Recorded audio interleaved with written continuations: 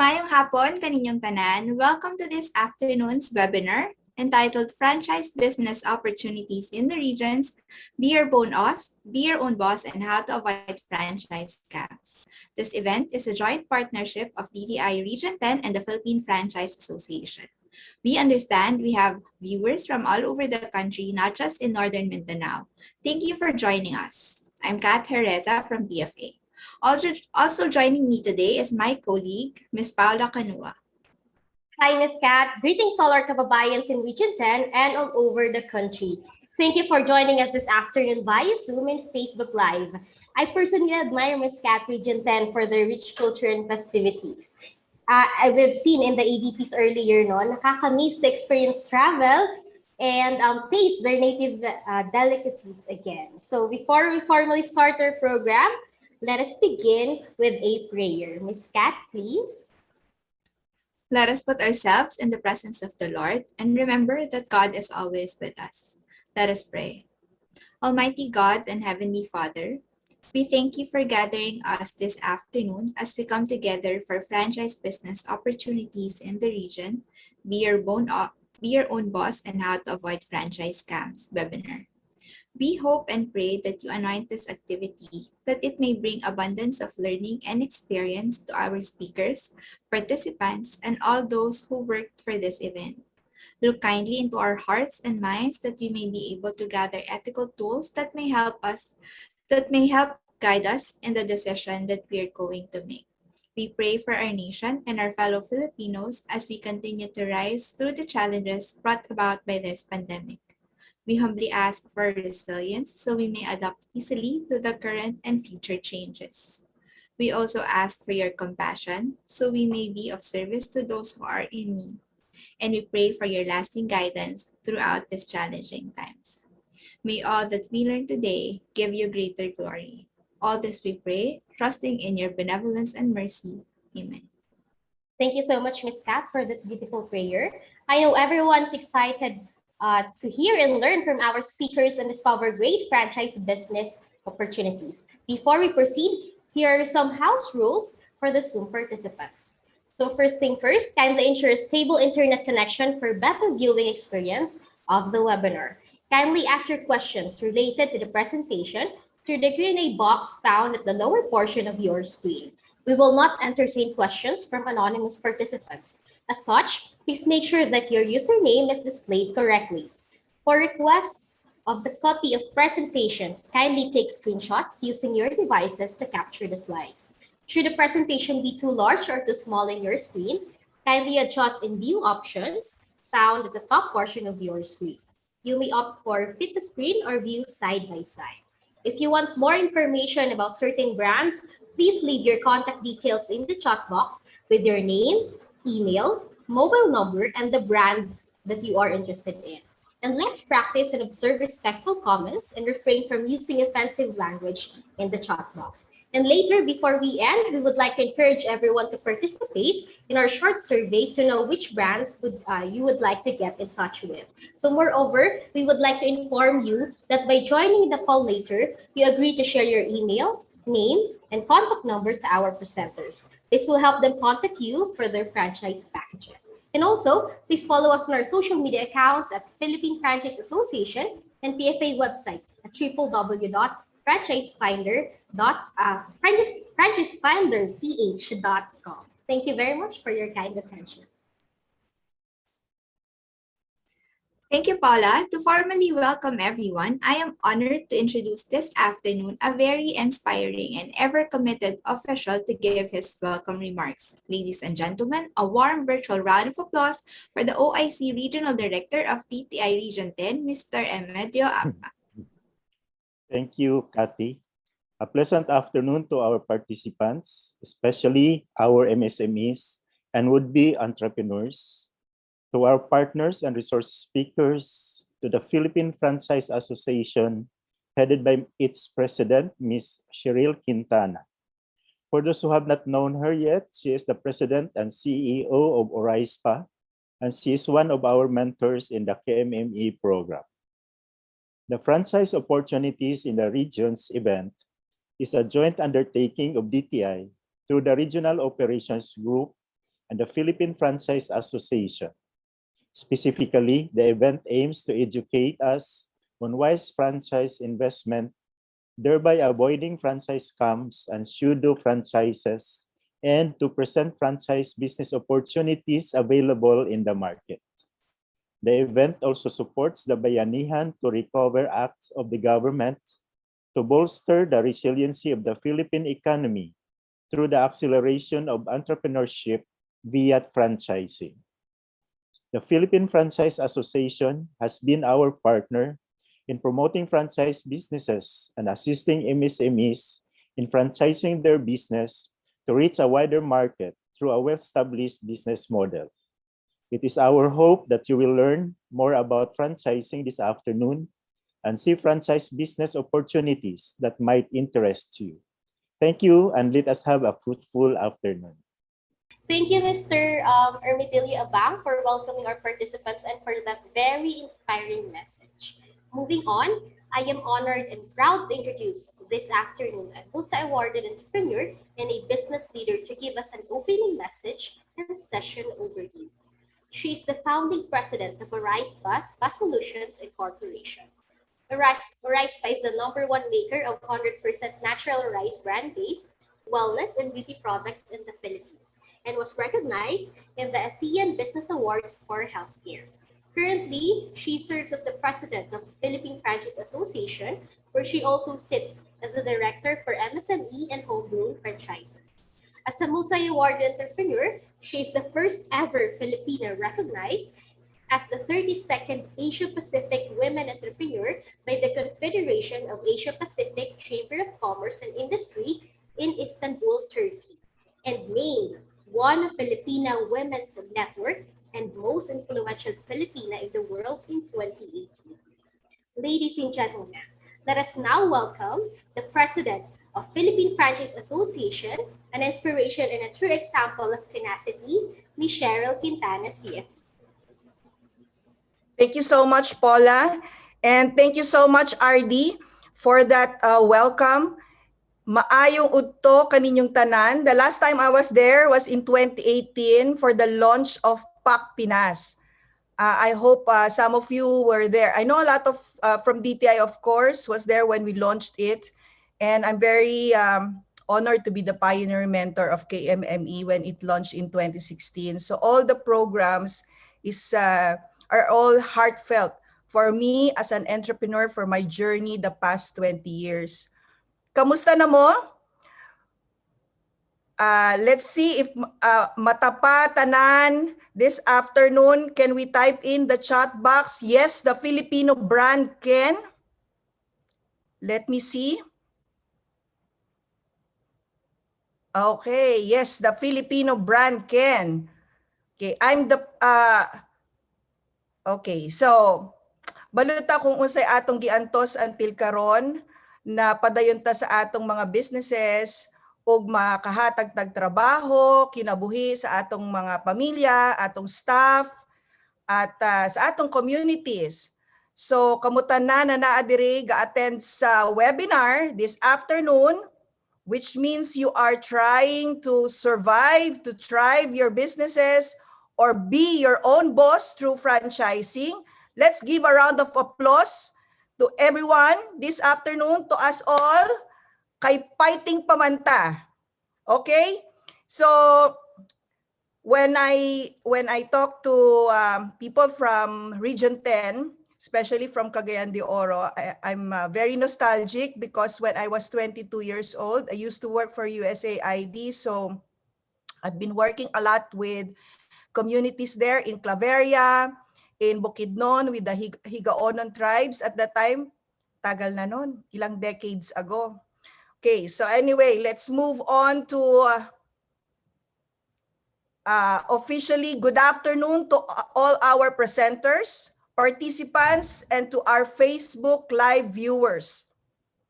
Please allow me to express my heartfelt appreciation to all of you, our attendees, for taking time to participate in this webinar entitled Franchise Business Opportunities in the Regions. Be your own boss and how to avoid franchise scams. Ang dami, no? All rolled into one this afternoon. Okay, so I hope that this webinar will inspire you to reach your dream, to be your own boss. Let's become the boss for this country, for the economic recovery of this nation. Before I proceed, I would like to thank DTI Region 10, headed by RD Abang. Thank you so much, RD, for making this possible, and to your team for partnering with PFA again. We count it as a privilege to be part of this event because this is one of the main advocacies of PFA. We would like to see more and more Filipinos become business owners and becoming their own bosses. And we are promoting franchising as a pathway to this dream because of the many advantages of franchising. While it is true that franchising has its own challenges, its advantages outweigh its challenges. Bakit?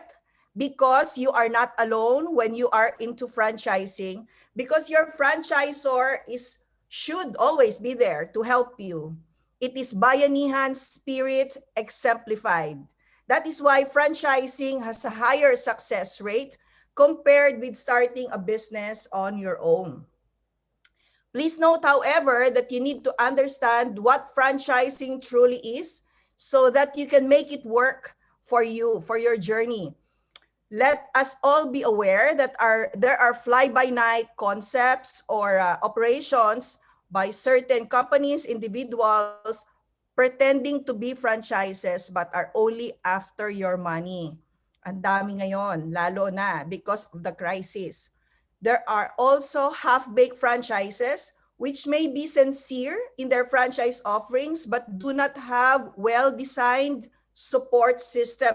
So we will tackle later bakit importante ito, no? Katong system. There should be a system in place, which is very important in franchising. That is the main reason why we are together this afternoon and holding this webinar so that we can educate the public on wise franchise investment. On this note, I encourage you to ask questions and use this webinar as an opportunity to learn all about franchising and its opportunities and challenges. So you have to engage, you have to optimize, kasi the most important asset that we have at this point is, of course, and always, is time. So you have to optimize your attendance here and be engage with the discussion. You can type in your questions as Paula and Kat was reminding you earlier in the Q&A box. And if you want to say something, you just put something in the chat box. Most importantly, I hope that this webinar will be a means for you to realize your dreams and aspiration, not just for yourself, but for our nation. Especially now that we need everyone's support to bring our economy back on its feet. Salamat, padayon ta, mabuhay tayong lahat, and let us now proceed to the webinar. Thank you so much.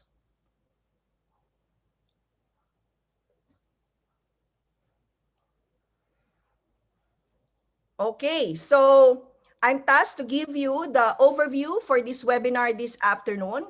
Why are we doing this? Okay, so we are doing this webinar to educate the public on wise franchise investment. And of course, to encourage entrepreneurship through franchising, as we will be tackling this afternoon. Why franchising? Why not start on your own? What is the difference between the two? And why is there a higher success rate when you go into franchising route? I was an entrepreneur for 21 years. I started my own company, and 11 years ago, I went into franchising. So that's how my journey my personal journey is. And I'm sure a lot of you here, either you want to go into franchising as a franchisee, or you want to level up and get into franchising, being a franchisor. This is, of course, organized and brought to you by the Philippine Franchise Association. Okay, what is franchising? Simply put, franchising is the power of growing from one to many by duplicating the success of one franchise. So there are two major components in franchising. First is that you have to be successful. There are a lot of mentees, no? Especially when because ang KMME, tuloy-tuloy ang KMME seminars, webinars, and mentoring. And some are asking, how can we franchise? Can we franchise our brand? And for you franchise applicants looking for brands to franchise, what do you need to see? Okay, so you have to be successful first. Second, you should be able to replicate or duplicate your success over and over again. So meaning that if one franchise your brand and set up, for example, in if you're from Cagayan de Oro, set it up, for example, in Manila or Davao, your franchises, they should be able to also replicate your own success. So for brands out there that napupusuan natin, you should be able to see this. So in franchising, those are the two major components. So as you can see from the graph, there is this relationship. There's the headquarters of the franchisor, and there are franchisees or franchise operators, and there are the ones in charge of the operation and servicing our customers. On the next slide, I'd like to introduce to you what PFA is all about. Of course, a lot of you know about us as we are the Pioneer Franchise Association in the country. We were founded in 1995.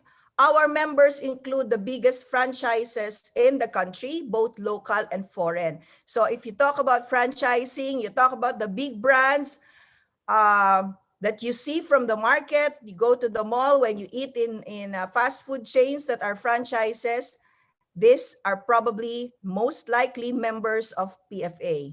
69% of our members are now micro, small, and medium enterprises. So this is a very good news because I will share later, before PFA came into picture, only foreign and large enterprises are able to go into franchising. So karon, daghan na ang mga MSMEs who are able to actualize or realize their dream to become big through franchising and are now members of the Philippine Franchise Association. We are a voluntary, self-regulating governing body, and I would be sharing later the fair franchising standards that we follow to be able to self-regulate ourselves, our members in the association. PFA is the only internationally recognized franchise association in the country, as we are a member, an active member of the World Franchise Council, and also a member and the current secretariat for a couple of years now, for several years now, of the Asia Pacific Franchise Confederation. So the World Franchise Council is an association of franchise councils all over the world. And the other one is in Asia Pacific, which we are now currently a secretariat. Given that, PFA is the voice of the Philippine franchise sector. Before PFA came into picture, as you can see in the next slide. Okay, so what does it take to be a PFA member brand? Okay, so if our members are thoroughly screened, and when they apply for membership, they should have a good business reputation and standing, and should meet at least two of these criteria. 333. Okay, so what are those? 3 company-owned outlets, 3 franchise outlets, and has been in franchising for at least 3 years. Okay, so of course, if you have to meet this criteria, 333, you are already a established franchisor or franchise brand. And of course, each of the PFA member is expected to follow and abide by the PFA fair franchising standards. The PFA Fair Franchising Standards is actually a policy setting document adopted by the members of the association that covers the conduct of sales of franchise by the member organizations or member companies. So why do we need to have the fair franchising standards? No, why do we have to set it um, and have everyone follow this clearly? So first, of course, to establish a uniform standards of conduct to govern franchise relationships. Because as you know, um, later on you will be given knowledge, no, about franchising. This is like when we are in the courting stage, the franchisor and the franchisee, everything is rosy. And after you've started to operate, then problems start to emerge. So if there's a uniform standard of conduct to govern our relationships between franchisor and franchisee, our suppliers, of course, we can expect that the relationship will be smoother, no, in terms of our operations. To develop a set of principles to govern the business and legal relationships of legitimate franchisors and franchisees, and to promote self-regulation on the franchising sector, because this may not be, of course, rocket science, but in franchising, there are very clearly cut guidelines. No, you should be able to follow that. Okay, so your speaker later, Miss Rhea, will be speaking to you about or how to actually be able to be a good franchisee or and a good franchisor. Okay, in the next slide, you will see, as I've been sharing earlier, before the association came into picture, before 1995, franchising was only limited to foreign and large enterprises. So you'll be able to see lang mga big ones, no? Usually coming from the US. So Wendy's and McDonald's. So these are foreign and large enterprises that started into franchising in the country. The average growth per year at the time was only about one franchise per year. And a lot of people doesn't know about franchising. There's a lack of public awareness. That is the reason why we continuously do this in spite of the busy schedules of everyone. We do this public awareness program and to introduce to people what franchising is all about. And if you are into franchising, how to avoid franchise scams. This actually is an addition to our already burgeoning task of empowering everyone about the knowledge of franchising. So because of the efforts of the association through the years, through the decades, franchising was introduced to MSMEs. I was telling you earlier, I myself, my own company, Oraispa, was into franchising after 10 years of being a manufacturer for the country. So being an MSME introduced into franchising, now there are a lot of our members who are able to duplicate their success into franchising, and a lot of our people, the Filipino people, has regarded franchising become a preferred investment option. And there's a very high growth of people going into franchising and developing their businesses into franchising business models, as we have 62 franchises per year growth before the pandemic. And during the pandemic, of course, last year we've welcomed a lot of members to the association, new entrants to the franchising industry. And franchising has become one of the first to pivot, one of the first to bounce back. And so we will be discussing later bakit. Okay, so in the next slide, I'd like you to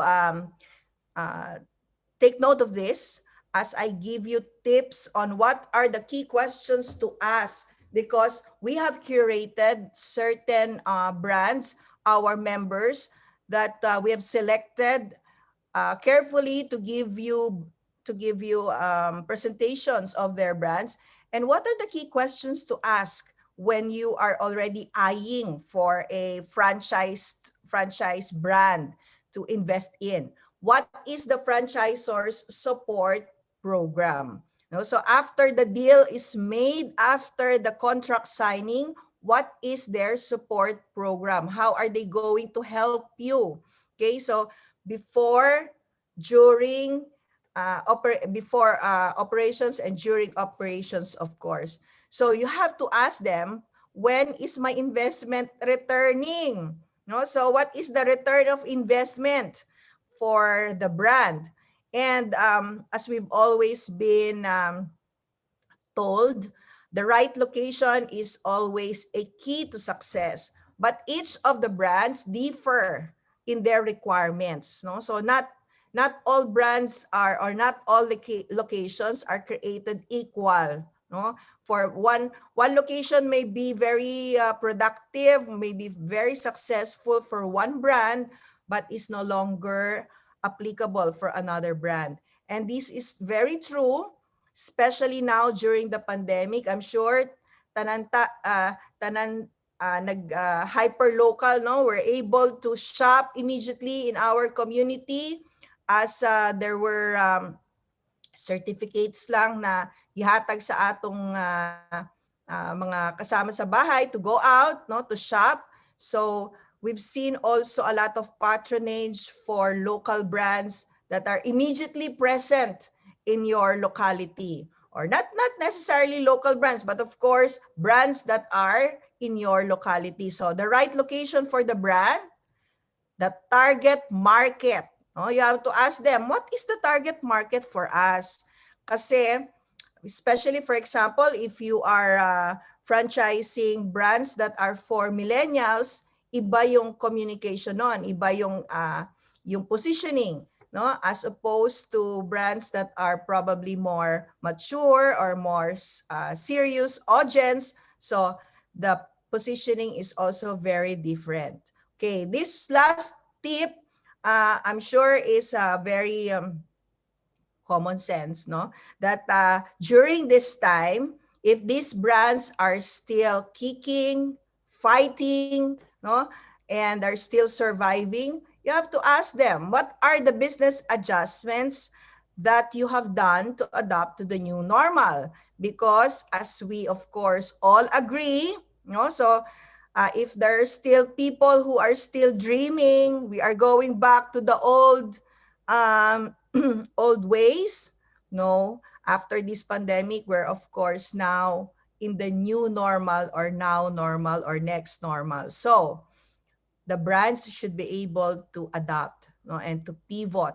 What are the changes or adjustments they have done to the business to be able to be still relevant to the market, to the customers at this point in time. Okay, so the program flow for this afternoon, there will be a discussion to you about how to invest in the right franchise. And there are franchise packages of select PFA members, as I told you earlier. And these are members who are actually ready to be present in Region 10. And after which there will be presentation by BPI for business franchise financing, and a digital business framework for MSMEs by PLDT Enterprise. And it will be followed by question and answer segment or portion. So you have to listen well and engage, and be right there in the Q&A. Okay, so with that, maraming salamat. Thank you very much to all of you, and I wish you the best. Always believe that yes, the Filipino brand can. Thank you so much, Ma'am Cheryl, for setting the tone for this afternoon's webinar and for your valuable insights. Now, may we take this opportunity to request all the speakers and presenters to open their camera for a group pictorial before we proceed with the program. All right, one more for safekeeping. 1, 2, 3. Okay, there you go. Thank you so much. Thank you so much, everyone. Again, we would like to thank DTI Region 10, especially to OAC Regional Director Ermidio Abang, for this opportunity to conduct this webinar about franchising. We would also like to thank our speakers and PFA member brand presenters for your continued support to PFA. Moving on, we are pleased to introduce our resource speaker for this afternoon's webinar. Ms. Kat, please. Yes, Pao, thank you. So for this afternoon, our resource speaker, who is a trained Six Sigma Green Belt and an experienced management systems consultant with clients in the food, electronics, banking, and service industries. She is also an ISO professional and an IRCA, which stands for International Register of Certified Auditors, trained to lead auditor for quality. She is currently leading the franchise development projects in the food, retail, and service sectors, and is a candidate for the graduation from the Certified Franchise Executive Program of the Asian Institute of Certified Franchise Executive. Ladies and gentlemen, we are proud to introduce the Strategic Planning Consultant of FranCorp Philippines, Ms. Rhea Flores. Hi, Kat. Thank you for that introduction. Let me just wear my glasses so that I can see my slides while I present. Yan. The reality of my age. Yan. Ayan, I can see everyone well. So thank you so much. Again, I'm Rhea Flores. I'm a strategic planning consultant for FranCorp. Today, I'm going to talk to you about investing in the right franchise, as Miss Cheryl a while ago mentioned. And I'm coming into this webinar with a mindset of giving you information about franchising because we all know that kanga ni Ernie Baron, yung mga hindi nakakakilala kay Ernie Baron, you might want to Google him up. But as the man said, knowledge is power. Diba?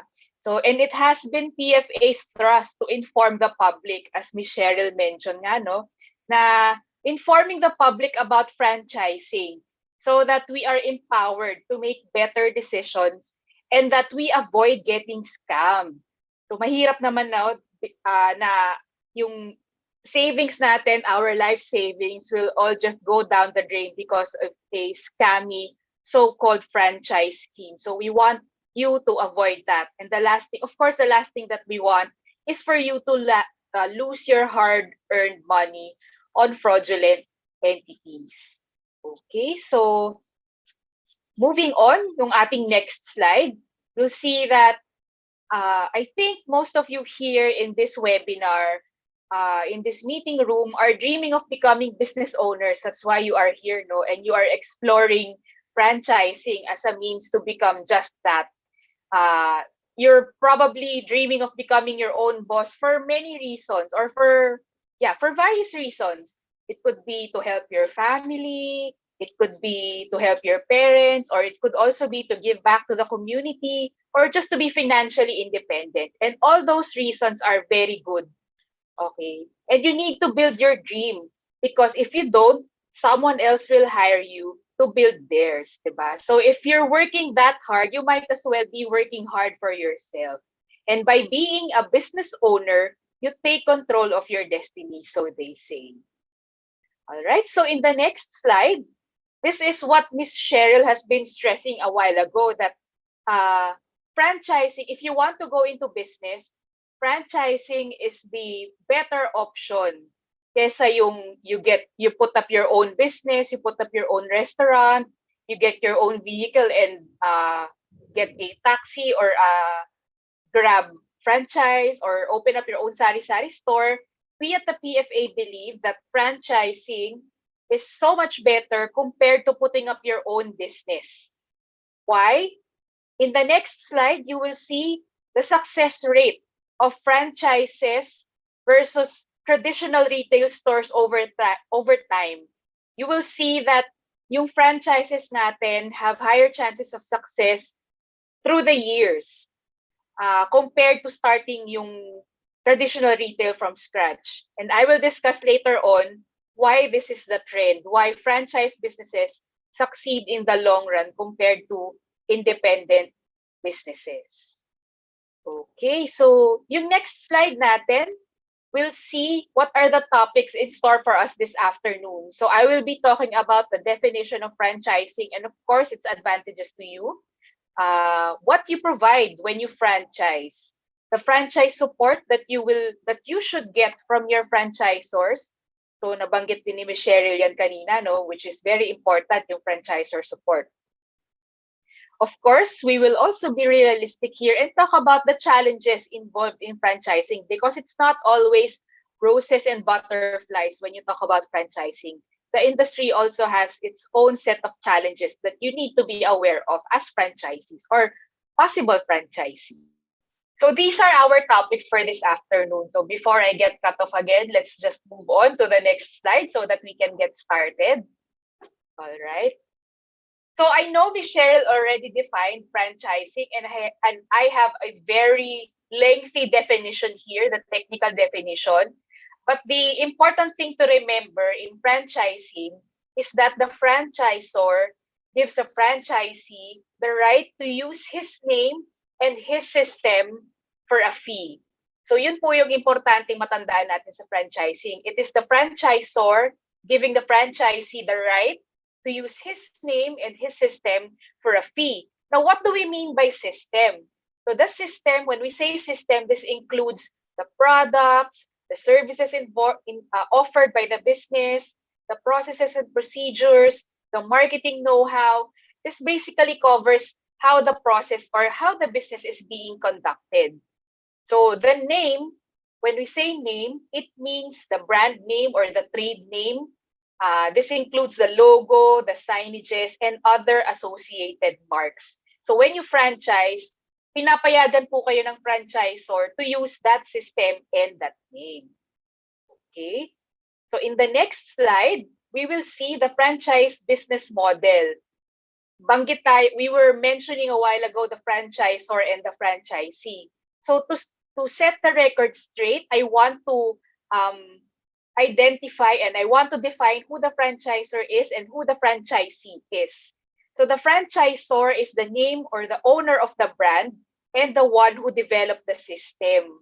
And then there is you, who is the franchisee, kaya po siya nakastar. So most of our participants here, I assume, are franchisees, and this talk is aimed for franchisees. So the franchisee is willing to operate and invest in the franchise business by providing capital, manpower, and time. So in this premise alone, you'll know if you are right for franchising, di ba? Because you need to have sufficient capitalization or money to put up the store. You need to have time and skills to manage a business. And are you willing to staff up and run a store? So if dun pa lang po sa tatlong yun, if hindi na po tayo we don't check all the boxes or we don't tick all the boxes, then maybe you might want to think about getting into a business or getting into a franchise. But if you feel that you are, then let's continue to the next slide. Okay. So in the PFA, we like franchising because it is good for the country. It's good for the country because it helps in the economic development by creating thousands of enterprises who in return generate millions of jobs. That's all nice and good, but ultimately, what is the advantage for you? So in the next slide, we will see that the advantage of franchising for you, for the franchisee, is that you get to use the franchisor's trademark and you get to benefit from the brand's strong equity. Okay? So you don't need to think of a catchy brand name. You don't need to worry about others copying your brand name because the franchisor owns the name. Diba? We've heard of stories, stories of businesses having names that sound like or logos that look like kunwari yung 7-Eleven, for a time it was viral. So you don't need to worry about that for your business because your trade name, the trade name that you're using, is owned and registered under the franchisor's corporation. And also as a franchisee, you can also use your franchisor's system. So what does that mean for you? What exactly does that mean for you? In the next slide, hindi pa pala tayo next slide. Okay, thank you. So use of system, this means that you have access to the franchisor's proprietary operations manual. So you don't need to write your own operations manual because your franchisor will lend their operations manual to you. And you will operate the franchise store the same way that any company-owned stores are being run. So, di ba, yung standards would be high because you are running the store, your store, like the company-owned stores.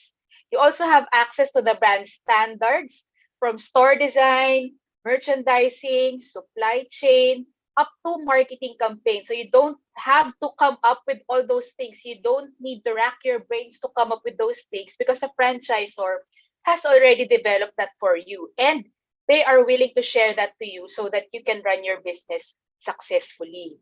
And as a franchisee, you will have access to new products and services should the brand have any. You don't need to come up with new products or you don't need to come up with new services periodically because the franchisor will do that for everybody. So you get to take advantage of that when you are part of a franchise. So now we are ready to move on to the next slide.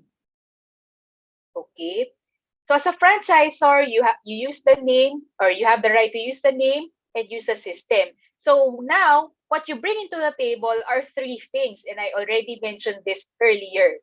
You bring into the table money, time, and people. So let's go through those three things one by one, starting with the money element. Okay, so in the money element, you see their franchise fee.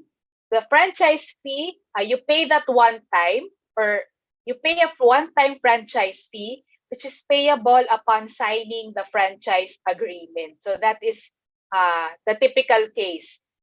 Before you sign the franchise agreement, the franchise fee should have been paid in full already.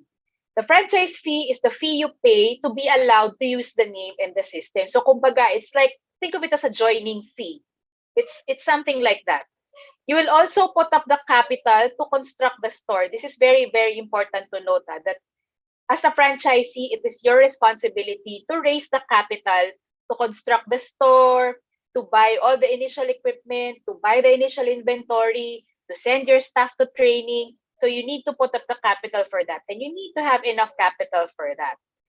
You also pay periodic royalty and advertising fees. So these are typically paid monthly. Some franchisees charge weekly, some every 2 weeks. It varies depending on franchise source. But the important thing to note is that it's a periodic and recurring fee as opposed to the franchise fee, which is paid one time only, unless you will renew. But that's a different renewal fee na pala ang tawag doon. Okay? So yung royalties natin, this is typically percentage of sales, but some franchisors charge fixed royalties. So depende sa preference ng franchisor. It could be percentage, this is the typical one, but it could also be fixed amount.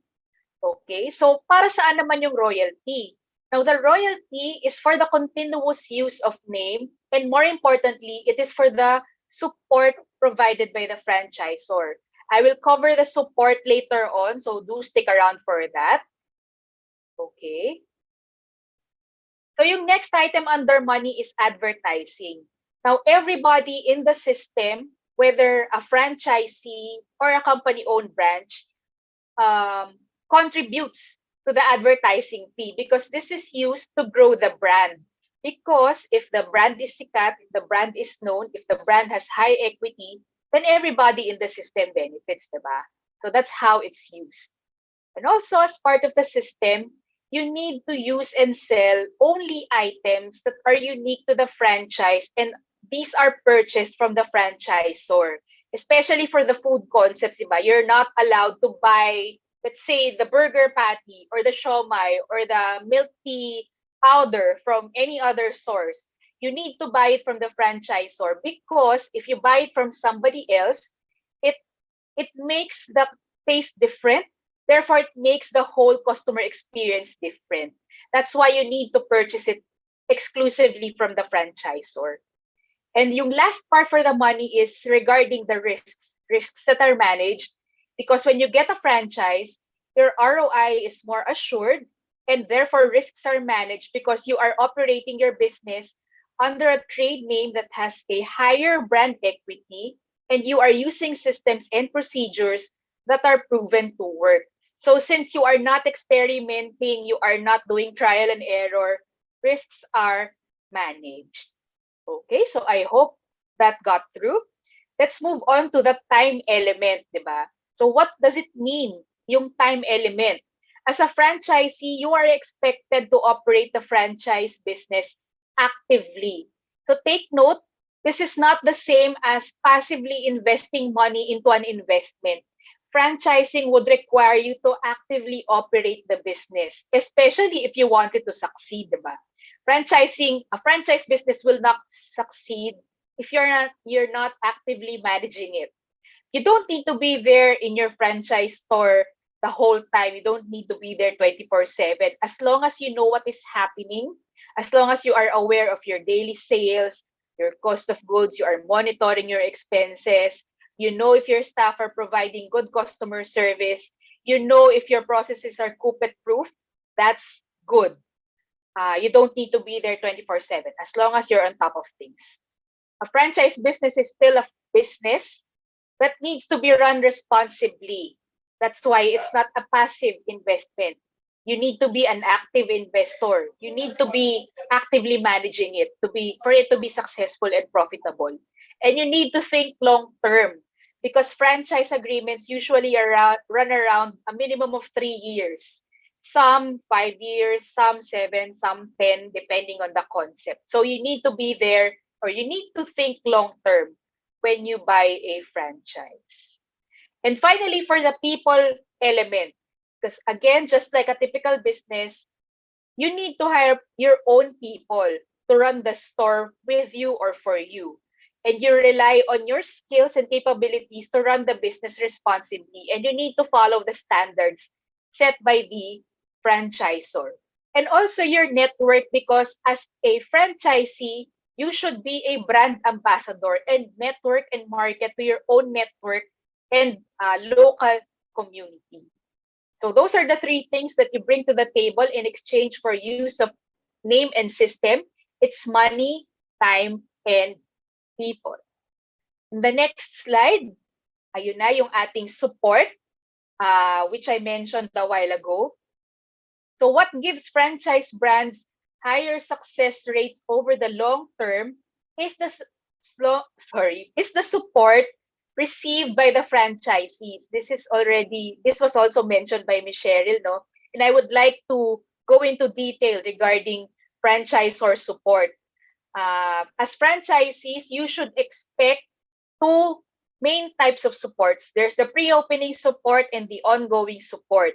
For the pre-opening support, there's the typical site support, which includes evaluation of the site, of the candidate site, and some offer locator services, meaning if you don't have a candidate site, the franchisor will have their people look sites for you, or the franchisor may have sites that are already pre-approved for you, but that's not the typical scenario. The typical scenario is that the franchisee or you will have to look for your candidate sites. Ideally, you should have 2 or maybe 3 sites so that when the franchisor goes there to do evaluation, the trip would be sulit, or the trip would be efficient because they won't be evaluating just one. They will be evaluating 2 or more sites for you. Yung turnkey, this means that the franchisor will provide everything. Kumbaga sa sasakyan, you just turn the key and then the vehicle will run already. In the turnkey package, the franchisor will provide everything. They will provide the construction, they will provide all the furniture, all the equipment, all the fixtures that are needed in the store. They provide that. And all you need to do is to pay for the quoted cost for the turnkey package. There's also initial training and initial support. And this comes in the form of soft opening support, grand opening support, and post-opening support. It also there's also marketing, especially for the grand opening, because of course the franchisor wants you to have um, high foot traffic as early as the grand opening or as early as the soft opening, if that is possible. So those are the typical support that you should expect from a good franchisor. In the next slide naman, we will see the ongoing support. So a while ago, I was talking about the pre-opening support, meaning even before you start operating your business, the franchisor is already supporting you. How much more if you are already operating or opening the store? How much more if you are already part of the system? All the more that you should expect support from your franchisors. So these support are in the form of visits. It could be quarterly, it could be monthly, it could be virtual, especially during these times, or it could be face-to-face visits. There's also consultations. This could be over the phone, over email, over virtual meetings, or maybe in group chats. There's also research and development, or R&D, when the franchisor launches new products and services or implements improvements in systems that are already in place. You get to benefit from that. Um, Training, especially during these times when there are new health and safety protocols, the franchisor will train you on those new policies. Or if there are new products and new services, of course, the franchisor should train you on how to market these products, what is the new product all about, how to carry out the new service. So stuff like those, the franchisor will be there to support you and train you and educate you. Some franchisors even go beyond yung product training. They even provide training for their franchisees, such as yung mga financial literacy, basic accounting, basic finance, leadership. They provide that because they want their franchisees to grow as managers, as business owners, diba? So you might want to watch out for those kinds of franchisors because they are gold when you find them. They also provide good franchisors also provide marketing support. I mentioned a while ago that diba, that everybody in the system contributes to a system-wide advertising fund. And that fund they should use to grow the brand, to make the brand famous. Because again, as I mentioned, if there is demand for the product, there's demand for the product and everybody in the system benefits. Franchisor will also help you in terms of local store marketing, or marketing in your immediate community. So teaching you about the promos that maybe you can implement, or the marketing communication techniques that you can use to better communicate to your community. So expect those kinds of ongoing support from your franchisors. So these are the typical, but your franchisor or your chosen franchisor might have um, different sets of ongoing support, and you might want to ask that to them when you get the chance. Okay, so this is important because fly-by-night franchisors will not provide ongoing support. That's the scary part. They just sell yung franchise to you, and then after they sell, wala na sila. So, importante yung ongoing support when you are a franchisee, especially when you are a first-time business owner, because especially during the first few months, you will surely be grasping for ano, 'di ba?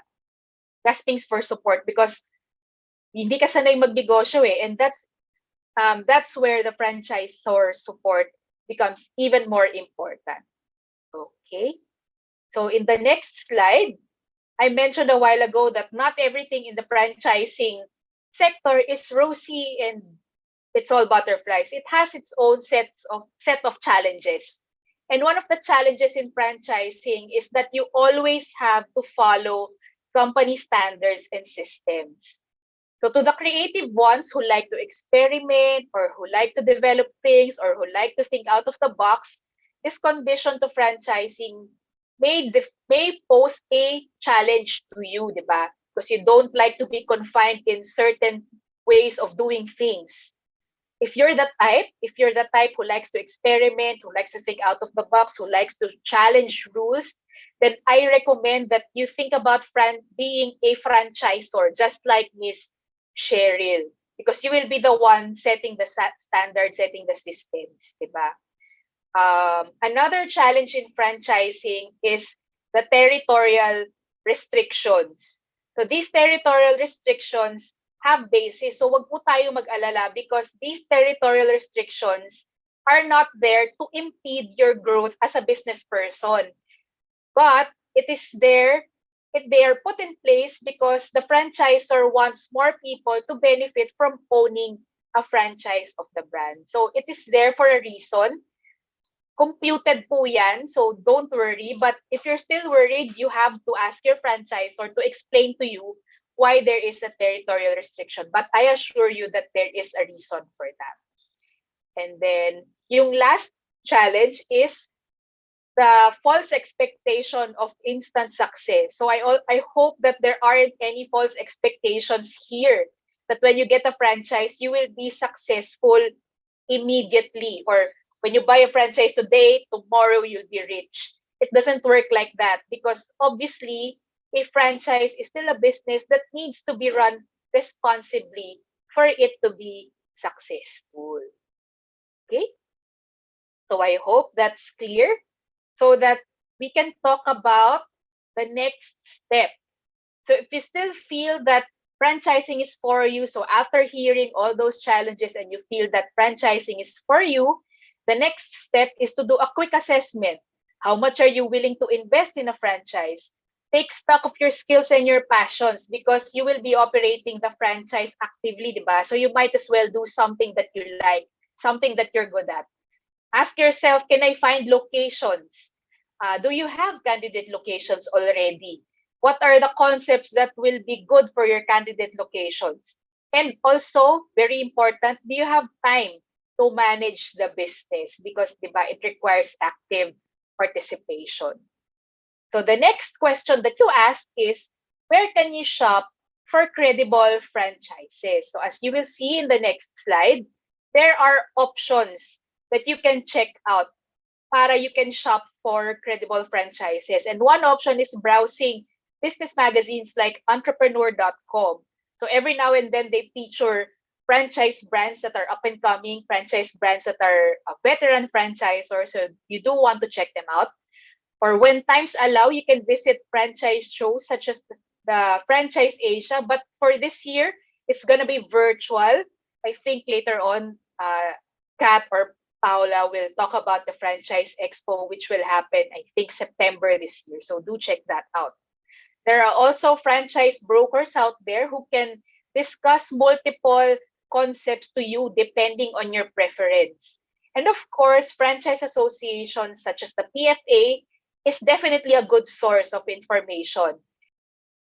Yan, diba? So you Yes. can choose depending on your preference, whether food or retail or service. You can even choose depending on your budget, diba? And then after you click the search button, you will the website will give you a list of the franchise concepts that fall within your preferences. And then if you like a particular concept, for this example, it like Kerimo. So you can click on the Kerimo photo, and then the details of the Kerimo franchise will be shown there, and then um, you can directly talk to the Kerimo people. Okay? So let's do this. Ayan. So when you have a particular brand in mind, or when you have particular brands in mind, you should take time to know the brands who's more in demand. If you have two brands, you're eyeing two brands, you might want to check out who's the more in demand one, because there's probably a reason for that. And you also want to look at who are the franchisors behind the brands. You can check their LinkedIn or FB accounts because everybody is in social media these days anyways. You want to look at their experience as franchisors or as business people, and you also want to consider their advocacies if that is important to you, because you will be working with this franchisor. So you and the franchisor should have the same value sets because you will be working for a lot of years. And then The next step, Miss Cheryl already mentioned this, key questions that you should ask. So let's say that you have already applied and you have submitted all the requirements. So that's also one thing, no, that you need to recognize. A good franchisor will take the time to review your qualifications because they also want to make sure that you are a right fit for their system. Kasi mahirap namang pilitin, di ba? Kung hindi kayo compatible, then you're both just wasting each other's time. So once you pass the pre-qualification process, a reputable franchisor will ask to meet with you so that they can discuss the business further. So they do these meetings because they want to make sure that you know what you are getting into in the spirit of transparency, di ba? So you should be ready with your own set of questions. And these are some of the questions that you should be asking. You should also ask them if they could give you a list of franchisees that you can talk to directly so that you can cross-check the information that you receive from the franchisees. Okay, so in the next slide, these are the few questions that you can ask the current franchisees. So you can ask them, how long have they been operating? How many stores do they operate? And what kind of training and what kind of support did they receive from the franchisor? Okay, so your next slide natin is again with regard to due diligence. During the business meeting, the franchisor will discuss the financial projections for the business with the intention of being transparent and to set expectations. So that's very important that you pay attention in that business meeting. So I strongly recommend that you get basic understanding of accounting kung wala po. It's important that you know basic accounting or basic finance so that you will be able to follow the discussion on projected ROI, projected cash flow, profitability, and break even para hindi kayo naliligaw. And also, as an aspiring business owner, it's only right that you know at least the basic accounting and finance because that is the language of business. You cannot manage your business well if you do not understand it. So you need to understand the language of business. Okay, so in the next slide, still with regard due diligence, remember that the definition of franchising is that the franchisor allows a franchisee to use his name and his system for a fee. Use of name. So with this, the franchisor should be the owner of the name. Kasi because if he's not, he cannot ask for money for lending someone a name that is not or that he does not own. So how do you know if the franchisor is the owner of the name? You can check out that information through IPO. So that's the website is www.wipo.int. I will put that later in the chat box so that you can check if your potential franchisor is really the owner of their trademarks. Okay? So you also want to check if the franchisor has been to any legal cases. It's okay if they have. The important thing is to check what was the outcome of the litigation. And also, very important, very, very important, review the franchise agreement. So I know that franchise agreements or agreements in general could be tedious, could be boring, but that boring document will be or is very important. You need to understand what you're getting into because you will be investing hundreds of thousands of pesos or maybe millions of pesos and you will be investing your life savings. For some people, it's their life savings. So you have to check the agreement. And if you could, or I suggest that you do, consult with your lawyer if the franchise agreement is fair for you. Because if it's not and you've signed it already, then there's no backing out. Okay. So in the next slide, this is one of the more exciting slides here. What are the signs of a franchise scam? So these are the things that you should watch out for to avoid getting into a franchise scam. So Ms. Cheryl mentioned a while ago that this is very much rampant these days because some people, some malicious people or some malicious entities are taking advantage of the crisis. So to avoid being taken advantage of, you need to watch out for these things. First off If the profitability and earnings claims are too good to be true, then more likely they probably aren't. And this is where your basic understanding of accounting and finance pays off. Diba? Kaya yung iba na sa scam kasi hindi nila naiintindihan na high risk equals high returns or high returns equals high risk. Hindi pwedeng high returns, walang risk. That's not true. That's not possible. Okay?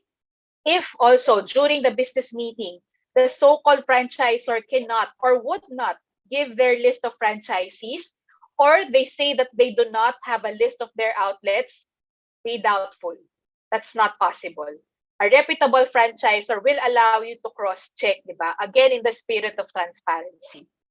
You should also be alarmed if, while doing your background check on the franchisor, you cannot find anything on them. They don't have Facebook accounts, or maybe they don't have LinkedIn accounts, or if they do, their profile is vague, there are no lists of officers. That's not really a good sign, and you should be doubtful already. Absence of a clear company profile and list of officers mean no one is taking responsibility for the brand. So, but that's kind of scary na if you have complaints or if you have problems, you have no one to talk to, no one taking responsibility, then that's very dubious. Also, if the one selling the franchise is doing pressure tactics, then that's also a sign of a scam. So responsible franchisors know that a franchise is an investment that needs to be studied and that clearly takes time. They know that you will need your time. They won't rush you to buy the franchise right then and there. They will give you time to do your due diligence, consult your family or your partners to come up with a decision. They would understand that you would need your time. So if they say na ngayon lang to, hindi na to available bukas, then magtaka na kayo. Why aren't they giving you time? Diba? Okay, so I hope that resonates with everybody so that you will take note, because the next slide is sharing of tips on how to be successful franchisees. And it starts with being a good follower, because you paid to use the system that is proven to work, diba? You're paying royalties, you paid your franchise fees to be able to use the system, so you might as well use it. Diba? And tip number 2, create a business plan based on your location and the numbers that will be provided to you by the franchisor. So you customize your business plan according to your location and according to your capabilities. Be a hands-on manager. Again, this doesn't mean that you need to be in the store all the time, but you need to know what is happening in your store. So that necessary actions and decisions. I guess we lost Miss Rhea again. So before that, let's now proceed to the franchise brand presentations. So our first presenter is not your simple milk tea shop, because they have all your favorites. They offer a wide array of menu, from appetizers like pasta, sandwiches, and rice meals, to name a few. And now to discuss more about it, may we call on the CEO itself of Serendipity Tea Bar, Miss Lou Danilla. Hi, good afternoon. Hi, Miss Lou. Yan. Okay. Okay naman tayo, no? So, hi, this is Lou Danilla of Serendipity Tea Bar. So, okay na po ba yung slides natin? Yan. So, milk tea is the Philippines' top favorite drink. So, milk tea is everywhere. So, it's an indicator that milk tea is a good business opportunity. So, but why is Serendipity Tea Bar a good business? So, next slide, please. Yeah. So, Serendipity Tea Bar as your business, we are 9 years in the business. Yes, and member of the Philippine Franchise Association. So, legitimacy, 100% legit po ang Serendipity kasi member po ng Philippine Franchise Association. We also awarded as Best Delectable Milk Tea Cafe and Restaurant in 2020 by Golden Globe Annual Awards for Business and Excellence. So we are also first to offer milk tea and food in one business. So we also have a wide variety of food and beverage. So from lahat ng favorites nyo, pasta, sandwiches, burgers, pizza, wrap, lahat po yan kinikater ng Serendipity Tea Bar. So we also, our products is direct imported in Taiwan. So 100% authentic po ang milk tea natin. So high profit margin din po ito, and it's easy to manage, fast return of investment. So, yun. And our target market, students, young professionals, family and friends na gusto mag-connect with each other. Pero syempre, ang milk tea ngayon is very flexible ang market niya. So from children to senior citizen, pwedeng-pwede pong mag-milk tea. So, yun po ang trend ngayon ng milk tea business. Yeah. So, our list of branches po, we have in Bulacan, Palawan, South Luzon, and many more. And we are ready. We are ready to expand in Region 10. So, yun. So, pwedeng-pwede na po sa Region 10. We have also 3 packages to offer. So we have the cart packages, the stall, and the inline. So ano bang meron sa cart package natin? So for only 350,000, meron na po tayong cart. So ready to operate na din po tong cart natin. Meron na rin po tong tools and equipment, initial stocks worth 10,000. So meron na rin pong pre and opening assistance support. Yan. So, kompletong-kompleto na po yung cart natin. So, we provide the training din po. Kasama din po dito sa package natin. Next package po natin is the stall package. Dito naman po sa stall package, meron po siyang beverage. So, doon sa beverage na yon, nandun po yung frap natin, the milk tea, the hot drinks, the coffee, and the hot tea. So, plus, ang maganda po sa stall, meron na po siyang kasamang appetizers. So, ano na ba yung mga appetizers? So, yun po yung mga nachos, mga fries. So, kasama na po siya sa stall package. So, hindi lang siya drinks, meron din po siyang appetizers for only 500,000. And yung third po natin na package is 700,000. Ito po yung tinatawag nating inline or yung cafe style. So dito naman po, 8-in-1 concept na siya. So meaning, sa 700,000 po na yun, meron na rin siyang beverages at lahat ng favorite food nyo. So yung pizza, rice meal, sandwiches, burgers, nandyan na po. Kasama na rin po siya sa inline. So ano-ano ba yung mga kasama ng packages natin? So, aside dun sa mga nabanggit ko, meron tayong kasama na doon yung mga training and seminar. So, ano ba yung mga franchise support system na mapoprovide ni Serendipity? So, aside sa pre-opening, yung site assistance natin, so tutulungan din po namin kayong mag-set up ng store from interior,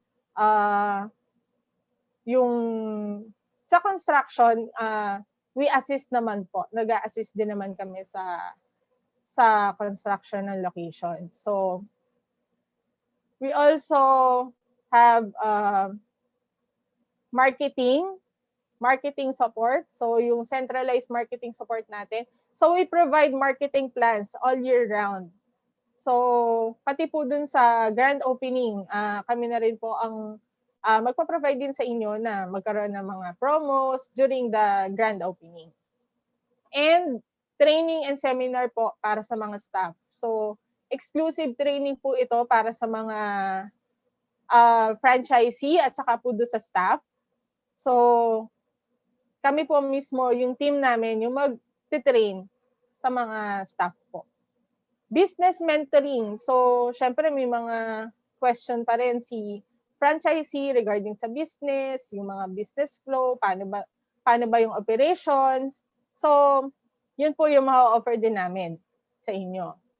Next is recruitment, sales, and accounting support. So, dito naman papasok yung paano ba mag-hire, ano ba yung mga qualities ng staff na kailangan nating ilagay sa ating store, yung sales report, accounting. So, yun nga, nabanggit kanina ni Miss Rhea na yung accounting natin, kailangan alam natin yung basic accounting para alam natin kung paano tayo gagawa ng reports and ma-review natin ito. So next is continuous product innovation. So we innovate product through research and development. So continuous po ito. Ang team namin ng R&D para mag-research kung ano mga bagong trends, flavors, ano ba yung pasok sa trend ng market natin. Yan. So aside doon, ngayon nga nagkaroon tayo ng pandemic. So, ngayon papasok tayo sa new normal. So, dito sa new normal natin, ano ba yung ginawa naming transition or yung pivot para ma-adapt namin yung new normal? So, nag-join kami sa mga food delivery services like Foodpanda, Grab. So ngayon, yung delivery services natin, more on more on deliveries na kasi tayo ngayon. So yung mga online marketing, kailangan yon. Kasi number one, lahat ng tao ngayon nasa online world na. So number one is Facebook. So nandun kami, naging active kami sa Facebook. And yun nga, nag-introduce din kami ng BIYT or yung brew it yourself. Yan. So yun yung mga ginawa naming initiative or pivot para sa new normal. So yun. So thank you and hope to work with you soon. So nandiyan naman yung contact number and yung email address namin for your questions. Thank you.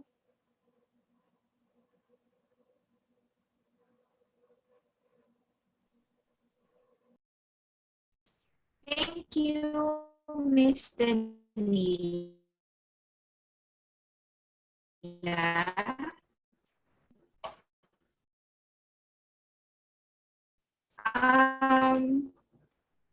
Now we will be having Miss Rhea once more to finish her talk kasi nasa importanteng parte na po siya ng ating discussion. So maybe call on again, Miss Rhea. Ayan, hi, I'm back. Thank you for your patience. Hi. Yeah. Obviously, my internet signal is very patchy these few minutes, but let's proceed now because as mentioned by Ms. Kat, this is the juiciest part, diba? So where did I got cut off? Sa scam? Yes, Ms. Rhea. So I was able to talk about yung too good to be true claims. Alin yung hindi ko pa na-cover? Everything? Last is pressure tactics. Pressure tactics. That's what I heard clearly. Okay. So with regard, sorry? Pressure tactics? Sige. Yes, So Ms. yung Rhea. pressure, yeah. So yung pressure tactics, we shouldn't be swayed by that because a responsible franchisor know that a franchise is an investment that needs to be studied and that it clearly takes time. So dahil it costs hundreds of thousands of pesos or maybe millions of pesos, then obviously hindi siya you don't buy it on a whim because for most people they're gonna spend their life savings on it, they're gonna spend their family savings on it. So they really need to take time to think about it and consult their families or consult their partners bago makapag-decide if they finally want to sign up with that franchise. So pressure tactics, saying that you need to sign the agreement today or else tomorrow this promo will not be effective or what have you, then that should not be the case. That's not a sign of a reputable and a good franchisor because they will give you time to think about signing that franchise agreement with them. Because on their end, they also want to sign up with somebody that they can work with, di ba? So those are yung ating signs of scams. And then the next slide are the tips to be successful franchisees. And it starts with being a good follower. Because since you paid the franchise fee and the royalties to be able to use the name and the system, you might as well use it. Binayaran mo eh, so gamitin mo, di ba? Sayang naman yung binayaran mo. And also, number 2, create a business plan and customize it based on your location and the numbers that will be provided to you by your franchisor.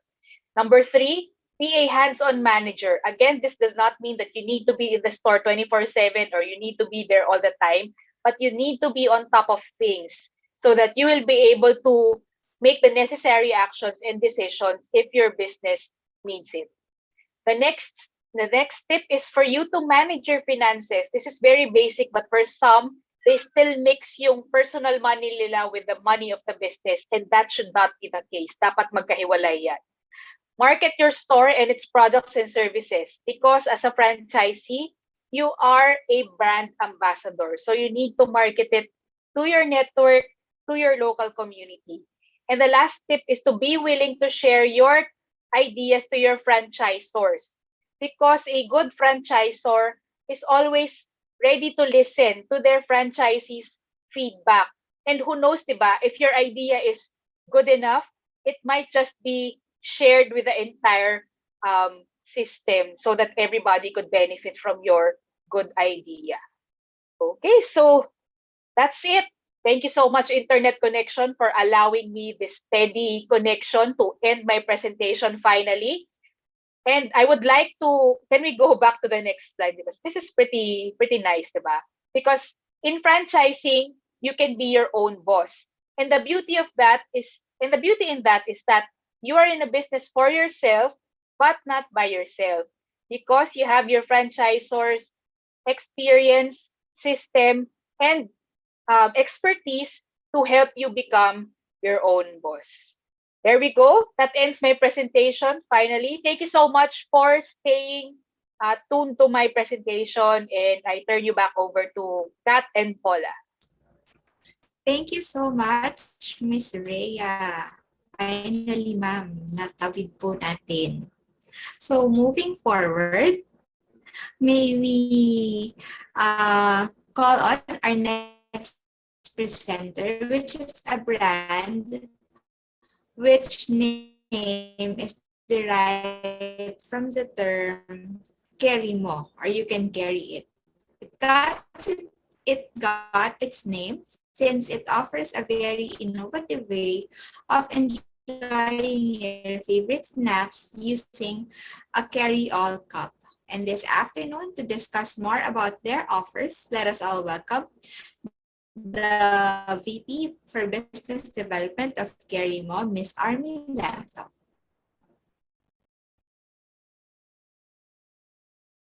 Thank you very much, Ms. Kat. Good afternoon to everyone, to our DTI partners and PFA team. A pleasant good afternoon to all of you. Thank you for inviting us to this very rare opportunity to be talking before entrepreneurs or budding entrepreneurs, especially in Region 10.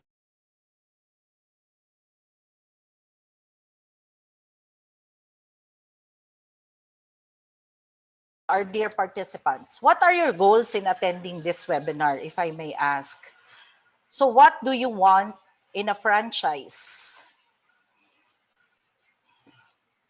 I think you joined this webinar because you are looking for something unique, something different, something new to the market.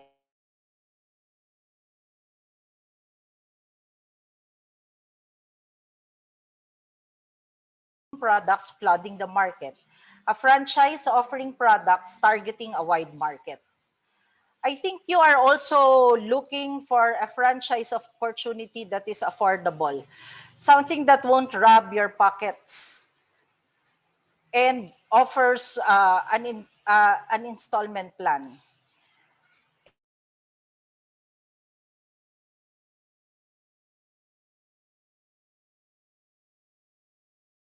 A franchise system that has been developed by the masters in franchising like FranCorp and trusted by more than 100 franchisees. So ladies and gentlemen, I introduce to you Kerimo. So Kerimo is a unique franchising concept that offers snacks and drink in one cup. Kerimo literally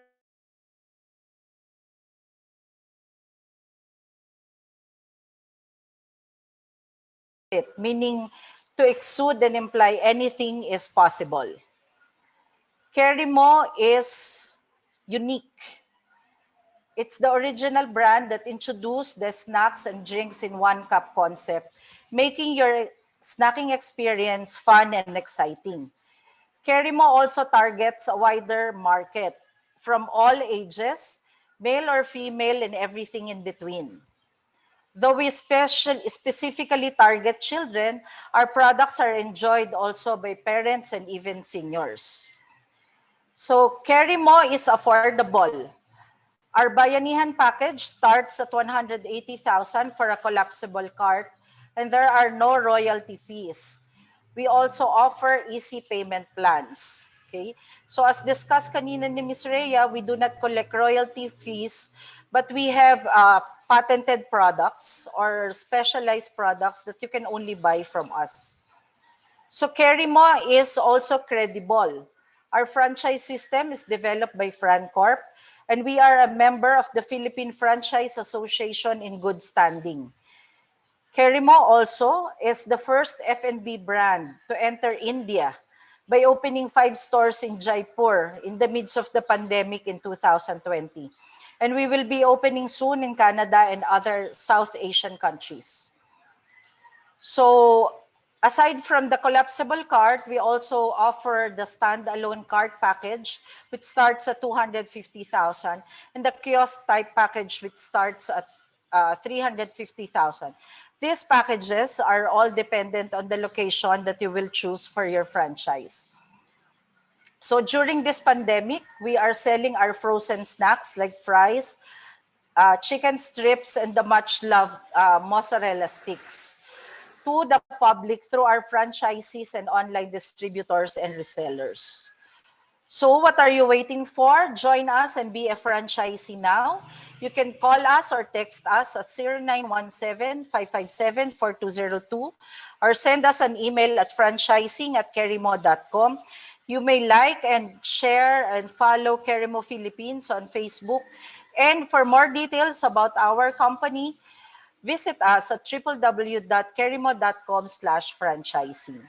So tandaan, kahit saan, Kerimo yan. Thank you. Caring, thank you, Miss Yes. Arlie. Thank you. Caring, kahit maulan. Now, we will be hearing a special presentation from PFA partners that we believe could help you. To start off, let us welcome the Business Loan Advisor of BPI, Mr. Fritz John de Guzman. Mr. Fritz? Hello, good afternoon. Am I loud and clear? Yes, ma'am. Yes. Yes, you Apologies. Fritz John is also having problems with Alright. his internet connection right now. Okay, So Miss kanina pa siya as nang naglilive sa ating Zoom meeting. So I will be presenting for BPI. So I hope my internet connection here is stable so we could be able to present a smooth and clear to all our viewers. So I am Joy Cayetano. I am also from BPI Business Banking. So, good afternoon, everyone. Again, I am Joy Cayetano of BPI Business Banking Acquisition Team. This afternoon, I'll be sharing with you a business solution that can be of assistance to you as you grow and expand your business today. All right, Let's deep dive into the details of our BFF loan program, or the Business Franchise Financing Program. It is one of our team's loan programs, but this BFF loan program is exclusively offered to existing franchisees of the Philippine Franchise Association members. So if you need funds for expansion, acquisition of another franchise, and working capital, then this is the perfect product for you. So why BFF loan? The BFF loan is meant to support the franchisees of PFA member brands with an optional grace period on principal for 3 months. BFF loan requires no collateral and simple requirements. It is also a fast product of the bank, which is easily available. Now let me walk you through the specifics of this BFF loan facility. Next slide. BFF loan, as flashed on your screens, is a term loan facility, and we have made it affordable by spreading the terms of up to 3 years. So if you need funds to partially finance acquisition of a franchise or for working capital requirement, then this is the perfect product for you. Again, BFF loan is exclusive to existing franchisees of the Philippine Franchise Association or PFA member brands. Next slide, please. In BFF loan, as flashed on your screens, you may loan minimum 300,000 up to 5 million with no collateral and with an optional grace period on principal for 3 months. So that's it. That's simple. BFF loan also offers an array of deposit accounts that you can open with us, and that can be nominated for the auto debit arrangement of your BFF loan. Now, what are the required documents to apply for BFF loan? Next slide, please. These are the requirements. You may take a screenshot of these basic requirements, which we're sure your business already has. It's a short list of requirements as flashed on your screens. Another good thing about this BFF loan facility is that we won't be requiring you to submit ITR and audited financial statements anymore for aggregate loan amount of 3 million and below. All right, so that's BFF loan. It's easy and it's fast. So what are you waiting for? Apply now. Before I end my presentation, I'd like to encourage everyone to scan our QR code flashed on your screens. We also have in the screen the contact details of our business loan advisor, Fritz John de Guzman. So you may take a screenshot of the details. So that way we can get, you can scan the QR code. That way we can get your details, or you can directly get in touch with us through our business loan advisor's mobile number. And if you scan the QR code, we can directly also get in touch with you and assist you on the whole process. All right. I think this is the perfect time to prepare your business in time for the reopening of the economy. And now is the right time to secure additional funds to finance growth opportunities and have your expansion plans come to life. That way you become ready not only in facing the challenges brought by this pandemic, you actually become ready for growth and ready for bigger opportunities. And as you grow, we'll stay by your side. In BPI Business Banking, we got you covered with our business solutions. You remain ready today and definitely ready tomorrow. If you have further queries, we may set an appointment with you. Just simply scan our QR code flashed on your screens. That way we can get your details and directly get in touch with you, and you get to have a one-on-one consultation with us. Also flash on the screen is the contact details of our business loan advisor, Fritz John de Guzman. You may take a screenshot. So thank you very much. Again, this is Joy Cayetano of BPI Business Banking. Maayong hapon sa inyo, madagayaon tang tanan. Thank you so much, Miss Joy. Now may we hear it from the product manager of Beyond Fiber, Miss Mika Santa Maria. Hi, good afternoon, everyone. So let me just share my screen. Hold on.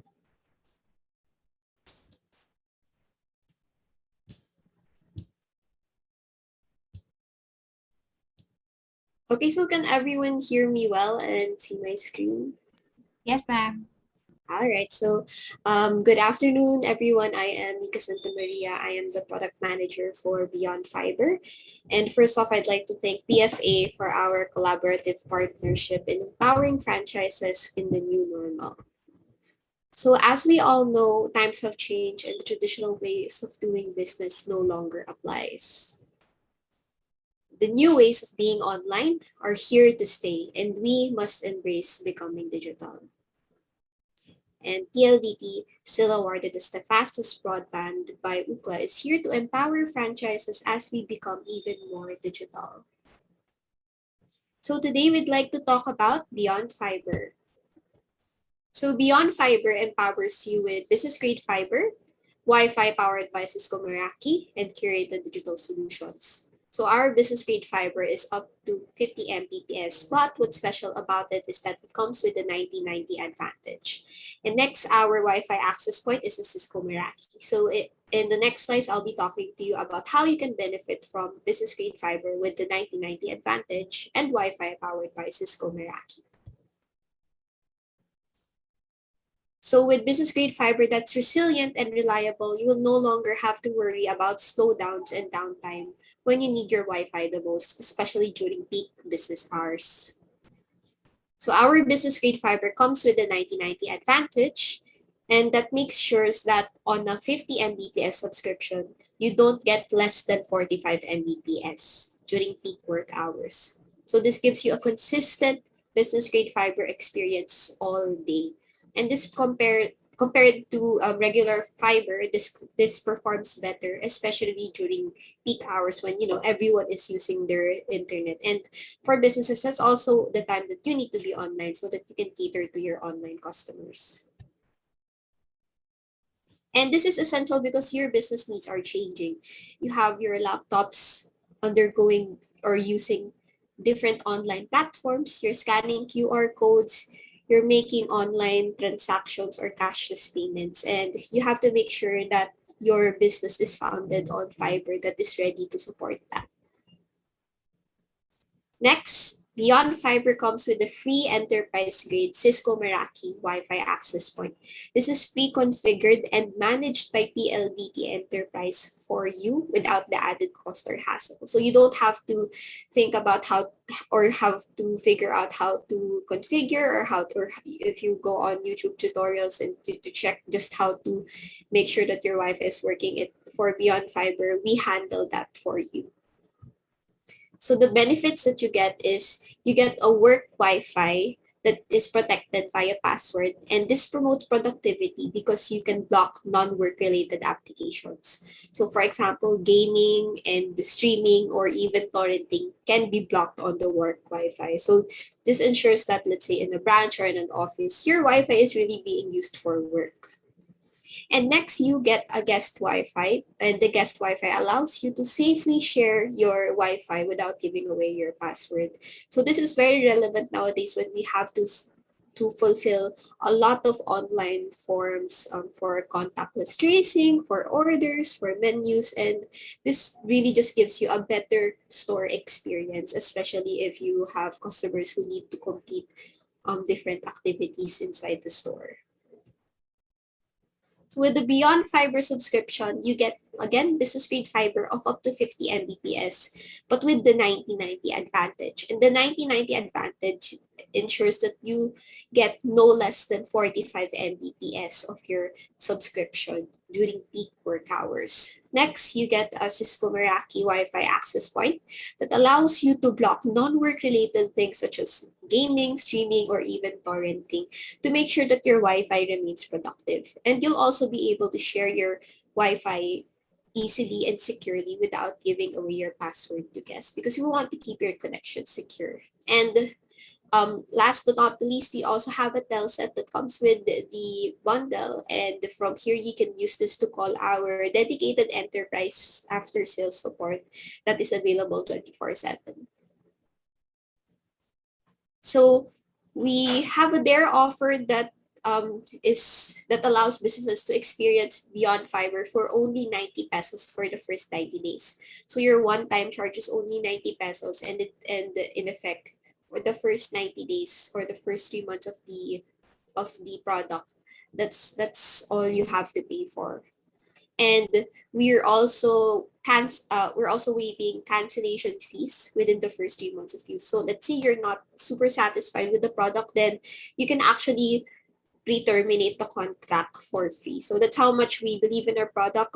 We really suggest you try it to believe it. And with this promo, we hope that this gives you the financial assistance that you need to become a digital enterprise, and at the same time gives you a lot of time to be able to get online opportunities. So allow me to quickly plug, we also have different collaborations and partnerships. So today we have Online Kahera, wherein this allows you to get an online platform so that you can do e-commerce, and this is only available for 999 a month, and you can get 2,000 pesos worth of vouchers from one of their partners, which is Rockport. So so Beyond Fiber is always evolving. We always have the latest solutions that you can get on top of it. So for this month, it's Online Kahera. So that's it for my presentation. Here is our QR code. Feel free to scan it if you want to learn more so that you can go to our website. So again, good afternoon, everyone. Thank you so much, Ms. Mika. Let's go back now to our franchise presenters. Our fifth brand offers a one-stop shop for motorcycle and bicycle needs. They are the first and only franchising company that offers motorcycle and bicycle concept in the country. We are pleased to have this afternoon the President and CEO of Cycle House, Mr. Jefferson Chu. Hi, Sir Jeff. Yes, it's a pleasure to be here. Thank you so much for inviting Cycle House. Do you want me to share my screen? Yes, please. Yes. So, sa mga kababayan natin na nanonood, we would like to welcome you, and I'd like to thank the organizer of PFA for inviting Cycle House. We are so honored to be here. At do sa mga aspiring entrepreneurs, ito lang ang aking masasabi una sa lahat. I think alam nyo po, pag may nakikita ho kayong successful na businessman, unang-una, kaya nyo rin maging successful businessman. But sometimes you just have to try. Yun yung aking encouragement. Ako po'y namasukan for 16 years. Sa awa ng Diyos, I came from rank and file at naging executive to one of the biggest retail. And then, at some point, gusto mo magnegosyo eh. 'Di ba? Kasi at the end of the day, wala pong empleyado for life. But again, pinopromote ko rin yung employment kasi during the employment time, that's where you learn how to manage a business, experience, and skill. Huwag niyo pong iwan yung trabaho as much as possible. Ako po, when I started Cycle House 10 years ago with one store, I was working and at the same time managing my business, testing the systems. Kung lalago ba to, maski nagtatrabaho ako. So for 5 years, inobserbahan ko at sa awa naman ng Diyos, at lumago naman siya. And then after 5 years of running that, pina-franchise na natin. And right now, we're more than 5 years na. We're now close to 100 branches, actually 200 plus branches already, online and retail. Nakita na ho namin how can we help the aspiring entrepreneurs on their journey to successful entrepreneurship. So tama po yung PFA, pinopromote po nila yung responsible franchising. So what I'm trying to say is itong success of an entrepreneur, hindi lang exclusive sa amin. Pwede rin ikaw yung next dyan sa Mindanao. We also have franchises in Bukidnon and in Davao. They're now successful, making a lot of money. So but again, sabi nga ng mga resource person natin, kailangan pagtrabahuan, aalagaan, follow the systems. Kasi may mga techniques na ho kami. Alam na ho namin how to do it. Like me, mag-11 years na po yung Cycle House. Alam na namin yung ins and out. Kumbaga, you're trying to invest on the recipe. So katulad nito, alam niyo po ba mga nag-i-invest sa amin, yung mga naging kapartner ko, galing pa sa US si Roger. From the US, ayaw na. Gusto na sa Pilipinas. Nag-e-enjoy po sila sa Pangasinan. Now they have their own motorcycle and bike shop. Sino pa ho? Si Almi is also coming from the US. But by the way, may mga OFW rin kami.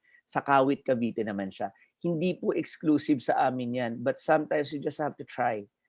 Alright? And sa amin po, ang Cycle House, we're the first and only motorcycle and bike franchising company in the Philippines. And in fact, we're the first ones. We have, there's invitation to open one in Vietnam. Na-delay lang with the pandemic, but next year we were gonna pursue that. So I think in Asia kami rin ang una. So we are a retailer, importer, and distributor. Ang maganda po, direct po kami from China pinapagawa. By the way, ang bike, karamihan sa China talaga yan. And ito yung advice ko sa kanan, dun sa mga nanonood na kababayan natin. Focus on hope and faith. Maski naman, di ba, sa pag-aasawa, maski sa employment mo, di ba, kung iniisip mo, mag-fail tong marriage ko.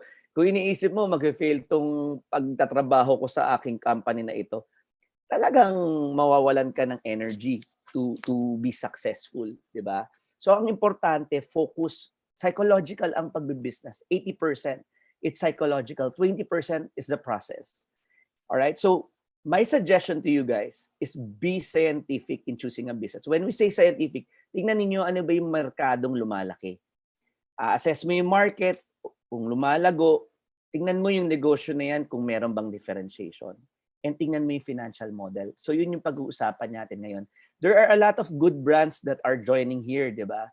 Yung mga ibang brands, okay rin naman sila kung mas tingin ninyong doon ng mas maganda, mukhang mag-work sa local market. Go for it. Nakita ko yung presentation nung nauna. Magaganda yung mga concepts. Ang importante, safe yung investment ninyo. Tsaka pag-prepare ninyo. Okay? Quick market review tayo mga kasamahan. Ito si Psychoscientific. Ang maganda, motorcycle and biking, sobrang lumago. Actually, before the pandemic, we're growing already 30% kasi maraming nagbabike conscious na po eh. Tapos ngayon pa ang gobyerno nag-invest 1 billion para magkaroon ng bike lanes. Ano ibig sabihin pag maraming bike lanes? Mas maraming magbabike, influencing factor yan. Motorcycle, alam natin, delivery, ang dami. Di ba? With the pandemic. Ang dami po. Yung langis sa amin, yung mga oils na binibenta, parang soft drinks po sa amin yan. Kasi talagang takbo ng takbo ang mga motor. And we also saw the growth of the online business. So mamaya kikwento ko sa inyo itong possible opportunity for you to bring dyan sa inyong town, dyan sa inyong city. Now, having said, dumadami nagmamotor, dumadami nagbabike, obvious naman yan, and may datos talaga tayo dyan. We need more stores. Maraming naghahanap ng pagawaan. Ang Cycle House is a motorcycle and bike repair shop. Yun po yung focus. So how do we make money? Ito maganda. Sa isang bike, libo-libong kinikita since nakinig naman na kayo dito. So, you make money, you sell the bike, we get it from China, you tell us how many pieces you want, we ship it to you. Diba? That's how you make money. Replace the parts, upgrade the accessories, services, tune up, change oil. You develop customer relationship, then they go back to you all the time. Diba? Yun yung importante. And then, yung sa motorcycle, ganun din. Di ba? Tune up, change oil. Ang tune up, 300, wala pa langis dyan. Or 150 pa lang tune up, wala pang langis dyan. Overhaul, overhaul. You build relationship. Meron pa nga kami mga loyalty card to help you manage.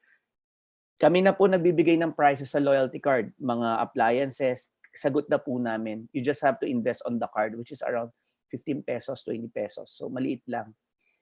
So yun po, that's the way we make money. Maraming paraan. Services, benta ng parts, benta ng unit bike. Dami po niyan. Kasi from bata, teenager, matanda, they all want bikes. And nagugustuhan nila, binabalikan nila yung childhood nila. What's the differentiation of Cycle House? Maraming mga motorcycle and bike shop, we respect them. But noong 2010, when I started the business while I was still working, sabi ko, ang didilim ng mga motorcycle and bike shop for the mass market, mass market ang focus. Nakita natin madilim, madumi, medyo hindi professional yung tagagawa. So ginawa ng Cycle House, we provided something better to them. Masa market, 'di ba? Remember, ang masa market ang pinakamalaking market sa Pilipinas. That's where Cycle House started its success. It's really serving them. All right? So daanan lang natin Number one reason, Motorcycle is huge, growing. According to LTO, more than 60%. Number 2, biking is growing. We all know, lalo na last year, grabe po, nag-triple po yung mga sales. Number 3, focus po ang Cycle House sa masa market. Number 4 actually to, mali lang yung number. Low risk, wala pong naisira. Pag nasira ang kadena, kable, gulong, bibili yan sa atin. Hindi pwedeng tipirin kasi ginagamit nilang pang commute. So magandang business. Number 7, training. I'm a trainer as well, a professional trainer. Very particular ako. Mga kapatid, iba na po ang pagnenegosyo ngayon. Hindi dahil I'm inviting you to franchise because we're gonna evaluate your application as well. It's because that's the reality. There's social media, there's a lot of competition. We just have to be more competitive sa business. Kaya franchising can be a good way to go, lalo na kung hindi ka exposed sa business. Particular kami sa training. And number 8 reason, marami pa kami, 15 yan. Pero for this short webinar, 8 reasons lang share ko sa inyo. We produce successful franchises. That's a good sign. Diba? Tingnan ninyo po yung FB page namin, Cycle House Philippines. Ini-air po namin yung mga awards night namin. So that's the way we make money here. Tingnan nyo na lang yan. The starting investment is 298. 150,000 of that 298 is stocks. All right? And ngayon, meron kaming promo na franchise package. Yung mga malalapit sa bike lane, entry investment is only 249. Half of that is worth of stocks.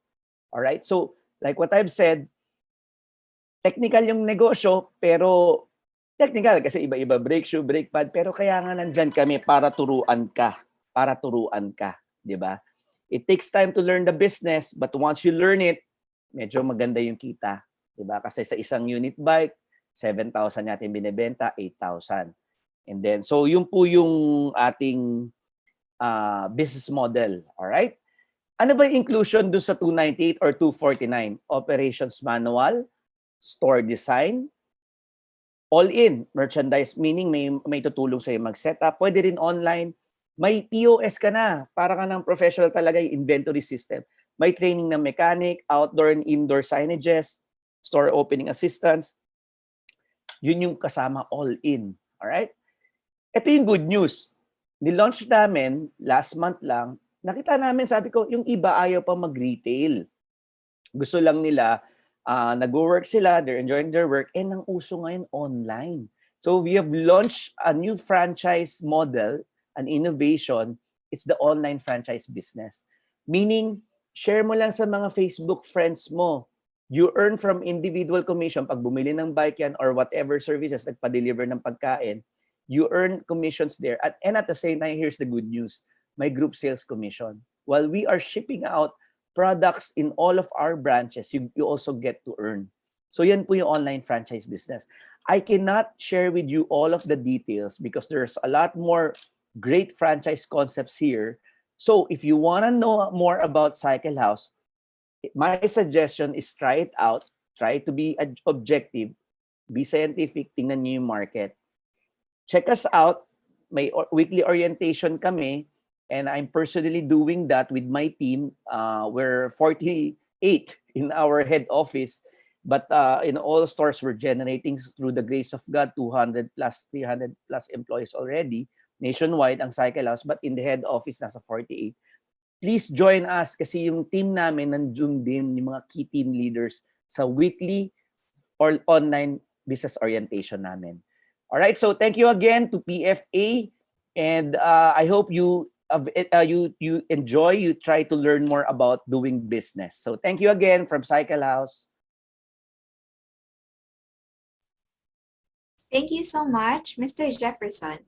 Before I proceed, may I remind our participants to please ask your questions in the Q&A tab. Our next brand presenter is shaking up the Philippine dessert dining experience with their soft service ice cream, milkshakes, French toast, and more. To discuss more about their brand, let us all welcome the VP for Sales of the Lost Bread, Ms. Therese Angelica Dizon. Hi everyone, good afternoon. I'll just share my screen, no? Yes, ma'am. Can you hear me clearly? Yes, ma'am. Okay. Ayan, can you see my screen? Yes, ma'am. Go ahead po. All right. Thank you, PFA, for organizing this webinar along with DTI and for inviting me to join and share some information about our brand, The Lost Bread. So once again, I'm Thea Dizon. I'm the VP for Sales of The Lost Bread. And thank you also everyone who's watching at home. Hope all of you are safe. So right now, I'm going to present to you the famous sweet treats of our brand and how to have your own The Lost Bread franchise business. So, we started our brand in 2015. We opened up a small store lang sa Maginhawa Street Food Park. Tapos we went viral because of our milkshakes. And then we opened our main store in SM Mega Mall, fortunately. Tapos we started franchising in 2018. And then by 2019, after just 1 year, we already had 19 stores around Metro Manila. Right now, we have stores nationwide na actually. We already have a franchise actually in Zamboanga and opening soon in Davao. So ayan, meron na rin kaming franchises sa Mindanao.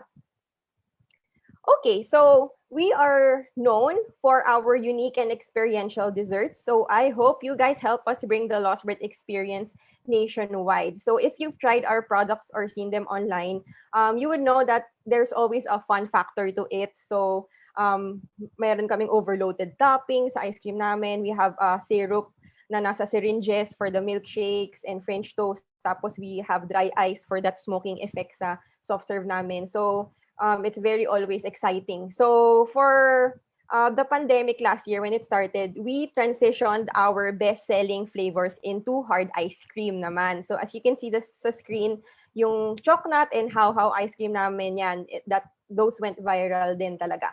And then dahil sa new normal nga no, people like more yung pickups or deliveries. That's why we made the hard ice cream line kasi at least yon pwede natin siyang i-deliver straight to the doorstep of our customers. And then we will never stop innovating and collaborating with other brands as well. And we will continue to release new and exciting ice cream flavors every other month. Okay, so as you can see here, ito naman yung mga existing flavors namin. So as you can see, yung hard ice cream line na nga yung main product ng The Lost Bread right now. And we have done a lot of collaborations. Firstly with RC Dairy, another famous ice cream brand. And most recently with Lily's Peanut Butter, Swiss Miss. Ayan, so yan yung forte talaga namin, doing collaborations with other local brands as well. We also made an e-commerce website, yung order.thelostbread.com, as a pivot to the new normal para people can just order online and we will have it delivered to their homes. We actually have also distributors of the hard ice cream in CDO, Cagayan de Oro, and Davao as well if you want to order our ice cream and taste them for yourselves. Okay. For this slide, as you can see, ito yung lahat ng menu items namin if you will get a franchise store of the Lost Bread. So, hindi lang siya desserts actually ng mga ice cream namin and milkshakes. Meron din kaming mga meals, pastas, and cold brew coffees and teas. So, when you franchise the Lost Bread, complete actually talaga yung magiging menu line ninyo. Okay, so for this slide, these are the franchise packages that we have. So we have 3 models, the counter, the cafe, and the cafe plus. So ang difference lang is yung recommended floor area. So palaki lang ng palaki. So yung counter yung pinakamaliit and then the cafe and then the cafe plus yung parang full-blown restaurant na talaga. So yung total package amount for the counter is 820,000. So this is the smallest store. You can only serve our dessert items here, yung milkshakes, ice cream, and French toast. And then for the cafe, this amounts to 1.8 M. So with this one, you can already add yung mga ready-to-eat meals and sandwiches sa menu ninyo since it's a bigger store. And then lastly, yung Cafe Plus, which is a full-blown restaurant, you can have meals na, cooked meals na talaga doon. You should have a kitchen talaga in your space para you can serve all of the menu items. Pero take note, lahat ng franchise packages or lahat ng store models can also serve the hard ice cream flavors that I showed you earlier. So we are serving them in pints and tubs. So yun yung advantage is kahit anong store package ang piliin ninyo, you can still sell the hard ice cream line, which is very famous right now during the pandemic kasi nga you can have it delivered to the customers' homes.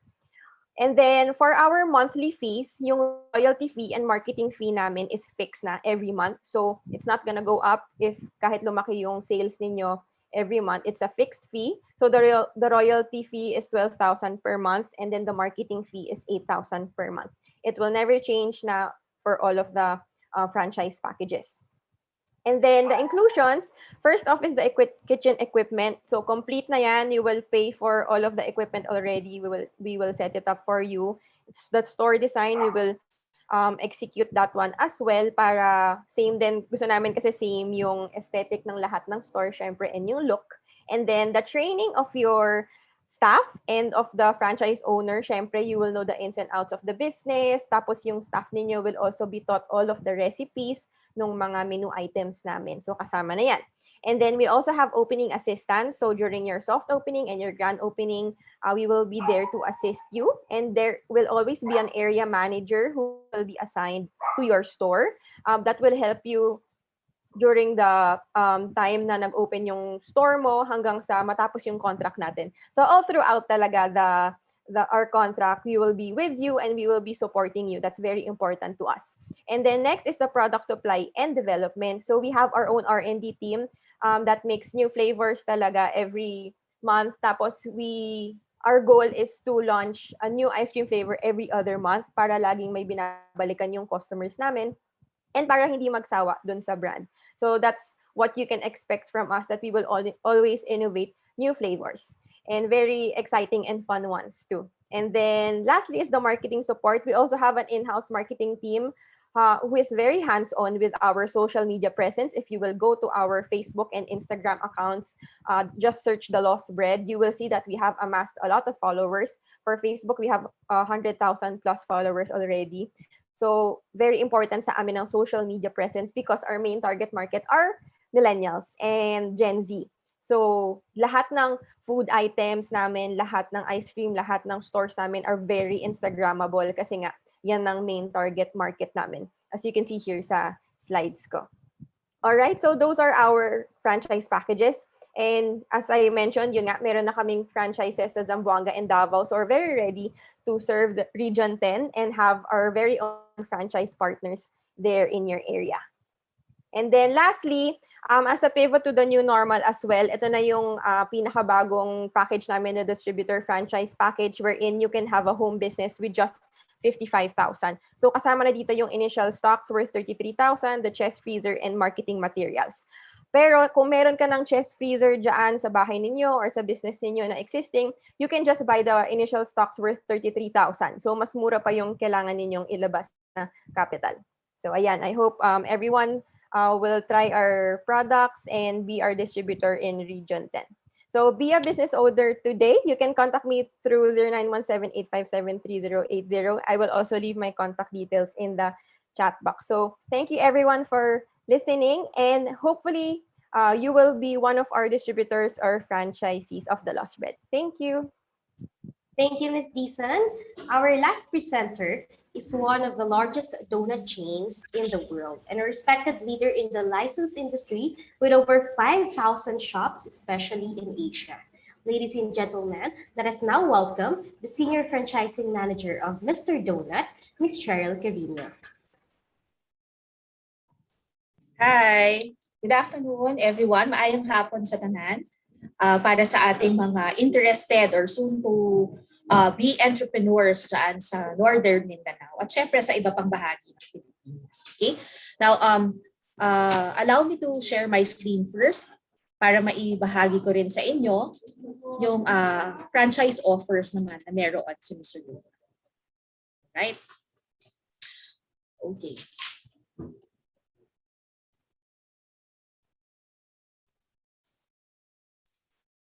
Alright, so quick trivia lang or quick information about Mr. Donut. So si Mr. Donut, isa siyang international brand. So actually our brand is founded in Boston in 1955 and then eventually it was bought by Duskin Company, which is a company that is based in Japan. Okay? So 1982, nang unang dinala ang Mr. Donut dito sa Philippines, and 1983 kung kailan nagkaroon tayo ng first franchise store sa Binyan, Laguna. So since 1983, na na-open ang unang ating franchise store, no? 38 years na po na nagpapa-franchise ang Mr. Donut sa Luzon, Visayas at sa Mindanao. Para po sa mga curious dyan, meron po tayong mga franchisee sa Cagayan de Oro din, sa Bukidnon, sa Davao, at sa ibang pabahagi ng Mindanao. Sa Davao alone, no, meron tayong franchisee dyan na 20 years na ang kanyang negosyo ng Mr. Donut. Okay. Ngayon, naranasan nating lahat no, yung pandemic. So through that experience that we had last year, again, no, napatunayan ng Mr. Donut na tayo, okay, as a business, no, is a strong ally no, ng mga gustong magnegosyo. So si Mr. Donut is considered an essential brand kasi nasa food category rin naman tayo, and meron din tayong adaptable business model. Before the pandemic happened, ang mga stores natin ay mostly physical stores, pero nung nagkaroon tayo ng mahigpit na community quarantine, no, ang Mr. Donut nagkaroon na tayo ng online store format. No, yung mga franchisees natin, nag-open sila ng online stores nila through different social media platforms. At nagkaroon din tayo ng tinatawag natin na on wheels or Mr. Donut on wheels. Ang maganda din sa atin, nationwide distribution tayo. So kung meron kayong mga relatives, no, yung mga taas sa Region 10 ngayon, kung may relatives kayo sa Luzon at sa Visayas, pwede rin ninyo silang hikayatin, no, na mag-franchise ng Mr. Donut at ng iba pang brands na narinig ninyo ngayon. Okay, so ito po yung mga packages na meron si Mr. Donut ngayon. Okay, so we have una yung ating regular franchise package. It starts at 310,000 kasama na yung franchise fee at yung asset fee. Okay, meron din tayong convenience store package. So para po doon sa mga nakikinig at nanonood ngayon no, sa ating franchise presentation na merong mga mini mart or convenience store or meron kayong mga grocery, pwedeng idagdag nyo dyan yung mini cart ng Mr. Donut. It's only for 125,000. Kasama na dyan ang franchise fee at ang refundable product deposit natin.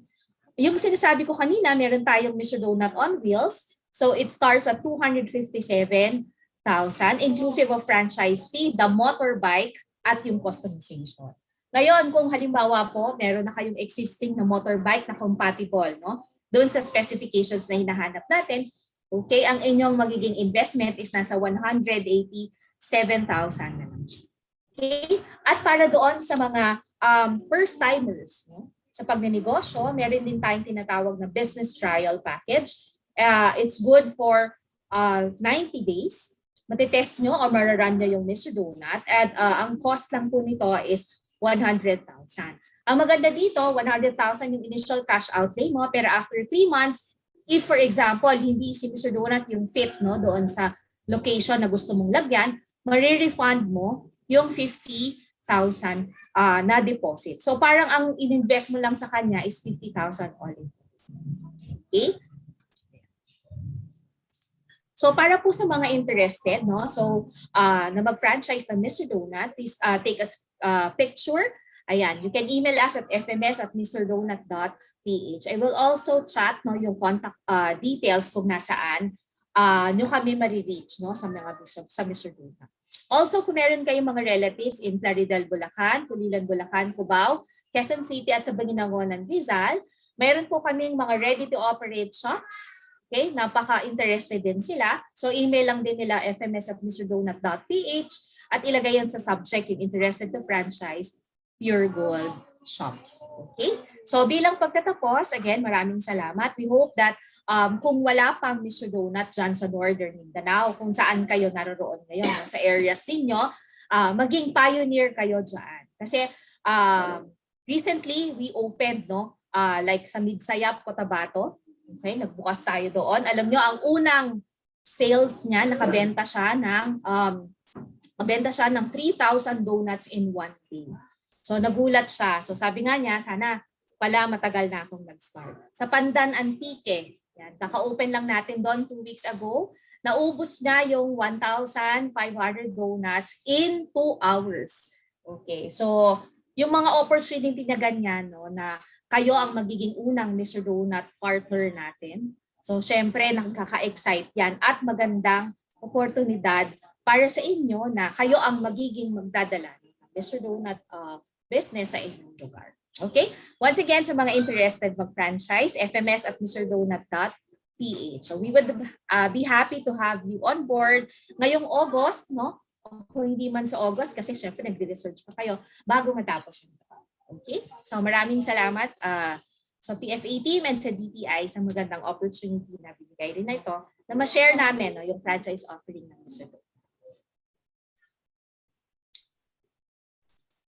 Thank you so much, Ms. Cheryl. Now, we're done with the franchise presenters for this afternoon. So let us now proceed with the Q&A portion. So, for the first question, may we have Miss Marie Chris from DTI po? And all, of course, our presenters and speakers to proceed with the Q&A. There. Hi, Ma'am Marie Chris. So the first question po goes to you. We have a question. Can DTI assist me na magpa-franchise sa akong own business? Yes, thank you for that question. Actually, for DTI, we have these different levels of assistance for our MSMEs. So first is we capacitate our MSMEs by joining these different trainings. So we facilitate the business information and the business advisory. So participation to our trainings from all our provincial offices in the region would give you an idea on different topics on the business operations. We get really good speakers. We really get good resource persons. So we capacitate you on how to handle your business from marketing to taxation to handling people to HR through our mentoring sessions and also the various kinds of MSME trainings that we offer. On the other side, we also give information on the regulatory and how to register your business, whether you are a corporation or a single proprietorship. So all of these things we prepare the MSMEs. On the side of really entering the franchising world, so we are very fortunate that we have our partners from PFA, and we've listened to from Corp telling us on the nuances and the different requirements about franchising. So this is what we do. We facilitate information. Magdangop lang dito sa opisina sa DTI so that we can give this information, and even PFA and Corp, they are present online. You can browse through their websites. They offer free webinars. So, sir, sa nag-ask, please visit our office so that we can give you and facilitate this information, because Frankfurt is one of the consulting entities to help you do your franchising in your business. Thank you. Thank you so much, Ma'am Marie Chris. Paula, please proceed.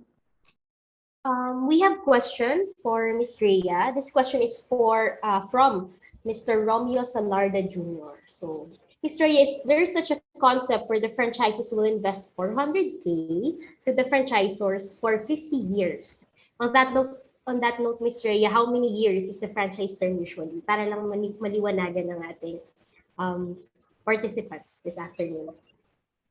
Tama ba ako ng dinig? 400,000 yung investment good for 50 years. Depends on the concept of the franchise. Although personally, I haven't really seen a franchise term that is as long as that. Usually kasi kung 400,000 ang investment, usually yan ang initial term na sa 3 years, and then maybe renewable twice or thrice, so that makes it kung 3 times 3, so mga 9. Tama ba yung math ko? So yun. So 50 years is kind of long, but again, I don't know all the details about the franchise concept But yun, the typical scenario is for a 400,000 investment, mga ganun kahaba yung initial term, 3 years, and then it's usually renewable 2-3 times. Thank you, Ms. Rhea. Another question. So, what would you advise to the participants who have day job but is ready to invest in franchising. So what can you recommend to them as they try to balance their work and at the same time pursue their dream of becoming their own boss? Okay, I think Mr. Jeff of Cycle House mentioned this during his talk na if you could stay on your day job, and also naman in franchising, you don't need to be in your store 24/7 or you don't need to be there all the time. Ang importante lang is you are on top of things. You are aware of your daily sales, cost of goods mo, nababantayan mo, operating expenses mo. You know what's happening in your store so that especially kapag nagkaroon ng problem, kaya mong i-troubleshoot because you know what's happening in your store. And also, yun din naman ang requirement ng franchisors, active participation. It's always not in the form of being in the store physically. It's more about knowing what is happening in your store. So, kung hindi mo talaga kayang mabantayan, maybe you could hire someone to manage the store for you, or maybe you can politely ask trusted kapamilya or kaibigan to manage it for you so that merong magre-report to you kung anong nangyayari sa tindahan mo. The important thing is that you know what's happening in your franchise store. Thank you, Ms. Rhea. Now we would like to ask a question for our BPI presenter. So the first is, hello, how much is the interest rate for the BFF that you have shared with us po kanina, Ms. Joy? Our interest rate for the clean loan, which is up to 5 million, is indicative of 14% per annum. Okay. Tapos po, there's another one is, for those aspiring franchisees, can you share with us your existing loan programs that they can avail? So is there any other programs, ma'am, aside from the BFF loans? Or Yes, with BPI Business Banking, we have several special loan programs aside from the BFF loan. Although this BFF loan, kasi that's what we're promoting right now, since we are being partnered with PFA in their webinars. This is talaga applicable for the franchisees and for the PFA member brands. Should I need to discuss the rest? Kasi it's no longer applicable na to our participants. no need The naman, rest of so the just special so clean loan they would programs of know, of BPI course, Business that Banking. But for this particular webinar and for our set of participants, BFF loan is the product for you. yes. Thank you, Ms. Joy, for that. Now we would like to ask a question for Ma'am, I think your is not stable. Sorry, I missed the last part. You were saying something, ma'am. yes, ma'am. Nag-choppy or nag-choppy kanina. Is this clear naman? Yes, sige. Ma'am, that would be great. Thank you for that clarification. All right. All right. So our next question goes to our presenter from PLDT, Miss Mika. At minimum, what technology or business solutions would you recommend for a small franchise or small business owners to integrate for improvement of their operations, especially in today's business landscape? So where could they start? First and foremost, connectivity. You want to make sure that your foundation is very strong to support all of the digital devices that you will be connecting to it. Next, I think would be security.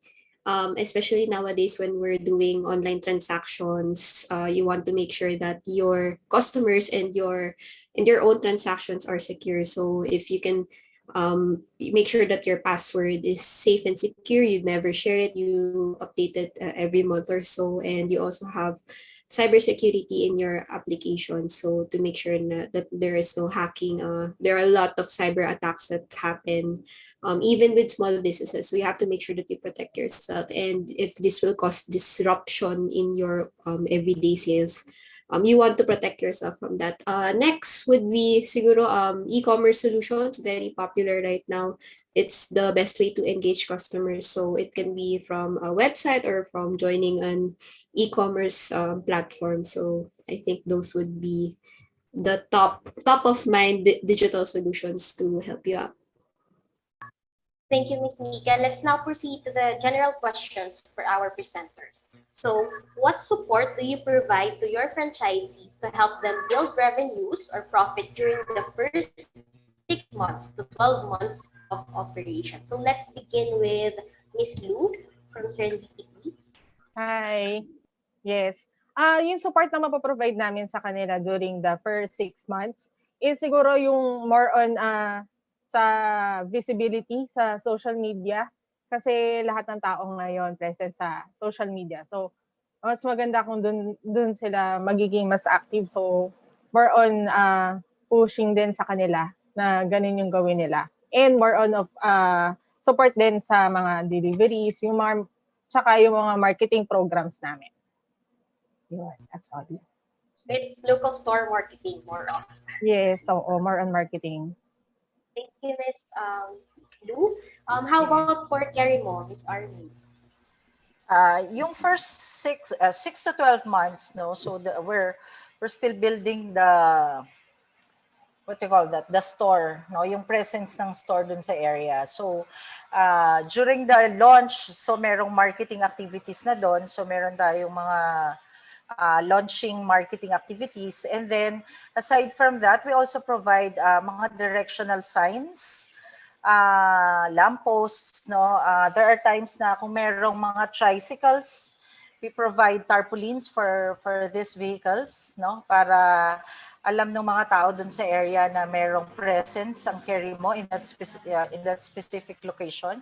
And then of course yung ating social media, no, yung Facebook page and yung Instagram, where we are also very active, no. So yun yung mga initial support. And then continuous yung business review natin with the franchisees to see kung ano yung progress ng initial store activities, so that as the need arises, no, magkakaroon tayo ng programs and plans para matulungan sila to improve or get their financial targets. Thank you. Thank you, Ms. Army. How about for the lost bread, Ms. Thea? Okay, for us, first off, we make Viber groups kasi for each of our franchisees or distributors. So lahat ng departments from marketing, supply chain to operations nandun sa Viber group na yon. So you can contact us 24/7 if you have any concerns or problems. And then next is marketing support. So we have a ton of marketing collaterals, product photos that we can share to the franchisee, which they can use to post on their social media. So we will allow them to use the Lost Bread brand for their Facebook and Instagram pages for local store marketing. So next is the under operations naman, there will be an assigned area manager, as I mentioned earlier, who will be talking to you daily, weekly, monthly with regards to your sales and progress of your store. So the franchisee is supposed to send us a weekly sales report as well, and we will have a quarterly meeting with the franchise owners to see the progress of a store. We actually have a website that's like a cloud system wherein we can see the sales and the inventory of all the franchisees. So the franchisee can also use that website to track their everyday sales and inventories. Thank you, Ms. Thea. How about for the cycle house, Mr. Jeff? We're waiting for Sir Jeff. For Mr. Donut, Ms. Sherry. Hi. Okay, so for Mr. Donut, the question again, no, i-repeat ko lang. The question is, ano ba yung support na napaprovide natin sa first 3 to 6 months to ensure no, na magsasucceed talaga yung business. So I think no, it's good rin, no, Paula, no, na ma-i-align din natin yung expectations no, ng mga naghahanap ng negosyo. Now, when you franchise a business, you can be assured na meron ng sistema yan on how it runs. Okay, syempre rin, bago kayo i-approve, i-compute din yan yung profitability ninyo.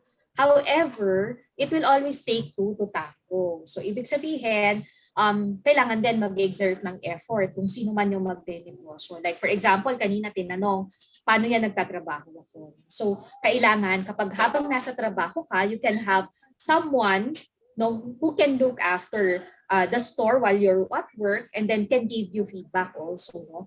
About it at the end of the day. Now, ano ba yung usual na pinoprovide ng mga brands like si Mr. Donut? So first, yung marketing support. Kanina na-mention ni Miss Army ng Carry mo that syempre when you open a store sa isang bago na trade area, brand building kasi yan, no? Brand awareness ang kailangan gawin. So mostly, what we do is of course marketing support. So paano sinusupport yung marketing? It can either be, for Mr. Donut, it's products, no? Meron tayong mga free, no? Or a special bundle kapag nag-open yung store. And then second, you partner it with, syempre, yung awareness sa social media or Facebook. So tinuturuan natin yung franchisee natin na bago lang kayo magbukas, mag-create na kayo ng Facebook. So we provide the artworks, no, na kailangan nila. Okay? And then ano pa siya? Ano pa yung binibigay natin? So within the first 3 months, since critical yan, no, we will need, no, yung feedback ng franchisee on how they reacted dun sa promo. So kung hindi yung nag-work sa area, kailangan namin ng information. Yun yung sinasabi ko na it takes two to tango. So most franchisor would ask, okay, hindi nag-work yung opening promo natin. Bakit? Sino ba yung mga bumibili sa'yo? Ano yung profile nila? So that we would match, no, yung support in terms of marketing the business doon sa trade area. So it's critical. The first 100 days na nag-open ng store, this is critical. Critical na number 1, hands-on yung franchisee na bago doon sa area to provide information sa amin na mga franchisors kung ano yung kailangan ng trade to fit. Critical siya. Number 2, they should be able to have time. Okay? So kung ako ay nagtatrabaho, dapat meron akong kasama who will help me manage the business. Otherwise, dapat ang pipiliin mong franchise yung passive, ang management style. Kasi kahit wala kang ginagawa, hindi ka magbibigay ng input, kikita ka. Pero if this is something like what you heard here, it's important that you are active in monitoring the business. Yeah. Thank you, Ms. Cheryl. Now, let's proceed to the parting words. No, takeaways for our delegate participants this afternoon. Let's start with Ms. Lou, Serendipity. Yes, ma'am. Come Any again. parting words? Parting words or takeaways, ma'am, for our participants. Ayun. Final shot. Okay. For the sa mga aspiring franchisee natin. So yun nga yung nabanggit kanina, it takes two to tango talaga. So kailangan cooperative din yung ating mga franchisee sa franchisor para magkaroon ng win-win situation din kasi hindi kaya din ng isang franchisor lang. So both talaga kailangan. Tapos yun nga lalo na sa dahil pandemic ngayon, kailangan natin ng social media presence. So yun yung number 1 na kailangan nating gawin. And lastly, yun nga mas maganda kung mag-research silang mabuti dun sa mga gusto nilang i-franchise na business. So yun nga dahil nga may mga fly-by-night ngayon. So make sure na legit talaga yung mga brands na gusto nilang na maging business. Yan lang. Thank you. Carry. Yeah. Aside from dun sa it takes two to tango is we should also remember na franchising is also a relationship, no, between the franchisor and the franchisee. So hindi ito one-way traffic na once you have paid the franchise investment or napagawa mo na yung store mo, matatapos na yung relationship. And hindi rin ibig sabihin na kapag ikaw ay nag-franchise, ay guaranteed 100% ang returns ng iyong investment. Una, yung relationship is kailangan may mutual respect, trust, yung open communication nandoon. Kasi kung hindi, somewhere along the line, magkakaroon ng breakdown dun sa relationship mo. So it's very important itong ginagawa ng PFA and ng DTI for you to discover and really study ano ba yung franchise opportunity that's parang fit dun sa inyong una investment objective, second lifestyle, no?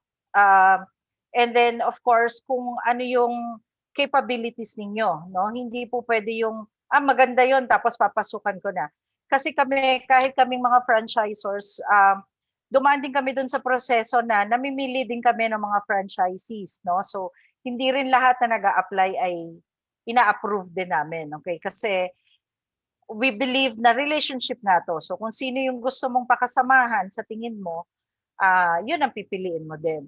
Second is, yun nga, yung sinasabi ko na hindi guaranteed yung franchising na may return on investment. Kasi we have the brand, we have the system, we have the products, pero pagdating sa area, sa local area, it's still your business, no? Dinadala nyo lang yung pangalan namin at yung produkto namin. So, kung hindi mo rin pagtutuunan ng pansin, hindi mo rin mamahalin yung negosyo, yung business, yung brand, hindi mo rin siya mapapalago the way it is, the way you would want it to be. Kasi at the end of the day, it's how you executed pa rin the plans and programs of the brand and how you manage your business na parang sarili mo. Yun. Thank you very much for having us. Thank you, Miss Army. How about for Miss Thea of the Lost Bread? Okay. Maganda yung sinabi ni Miss Army, no, na it's a relationship talaga. I very much agree kasi ako rin yung nag-i-interview personally sa lahat ng franchise applicants. So, we really pick yung mga correct candidates na very compatible to our vision and to our personalities as well as business owners kasi hindi magtatagal yung franchise or franchisee relationship kung hindi compatible yung relationship. Parang parang kasal nga daw ang franchising, 'di ba? Parang marriage yan. So that's very important. And next, lastly, is yung taking or creating a business is always a risk. So I think yun yung dapat na isipin lagi ng mga nanonood ngayon na kahit anong franchise yung kunin mo, it's always a risk talaga. It's not a guarantee that you will be successful in the first 6 months or the first year, ganon. So you really have to put your time in it, and at first you have to do your research syempre about the company, and then talk to the owners and ask all of the questions that you need to know talaga the answers to. And then once you started, you need to treat it like your baby talaga. Kailangan mo siyang alagaan para maging successful yung business. So that's my advice to all of the people watching at home right now. Thank you everyone for listening.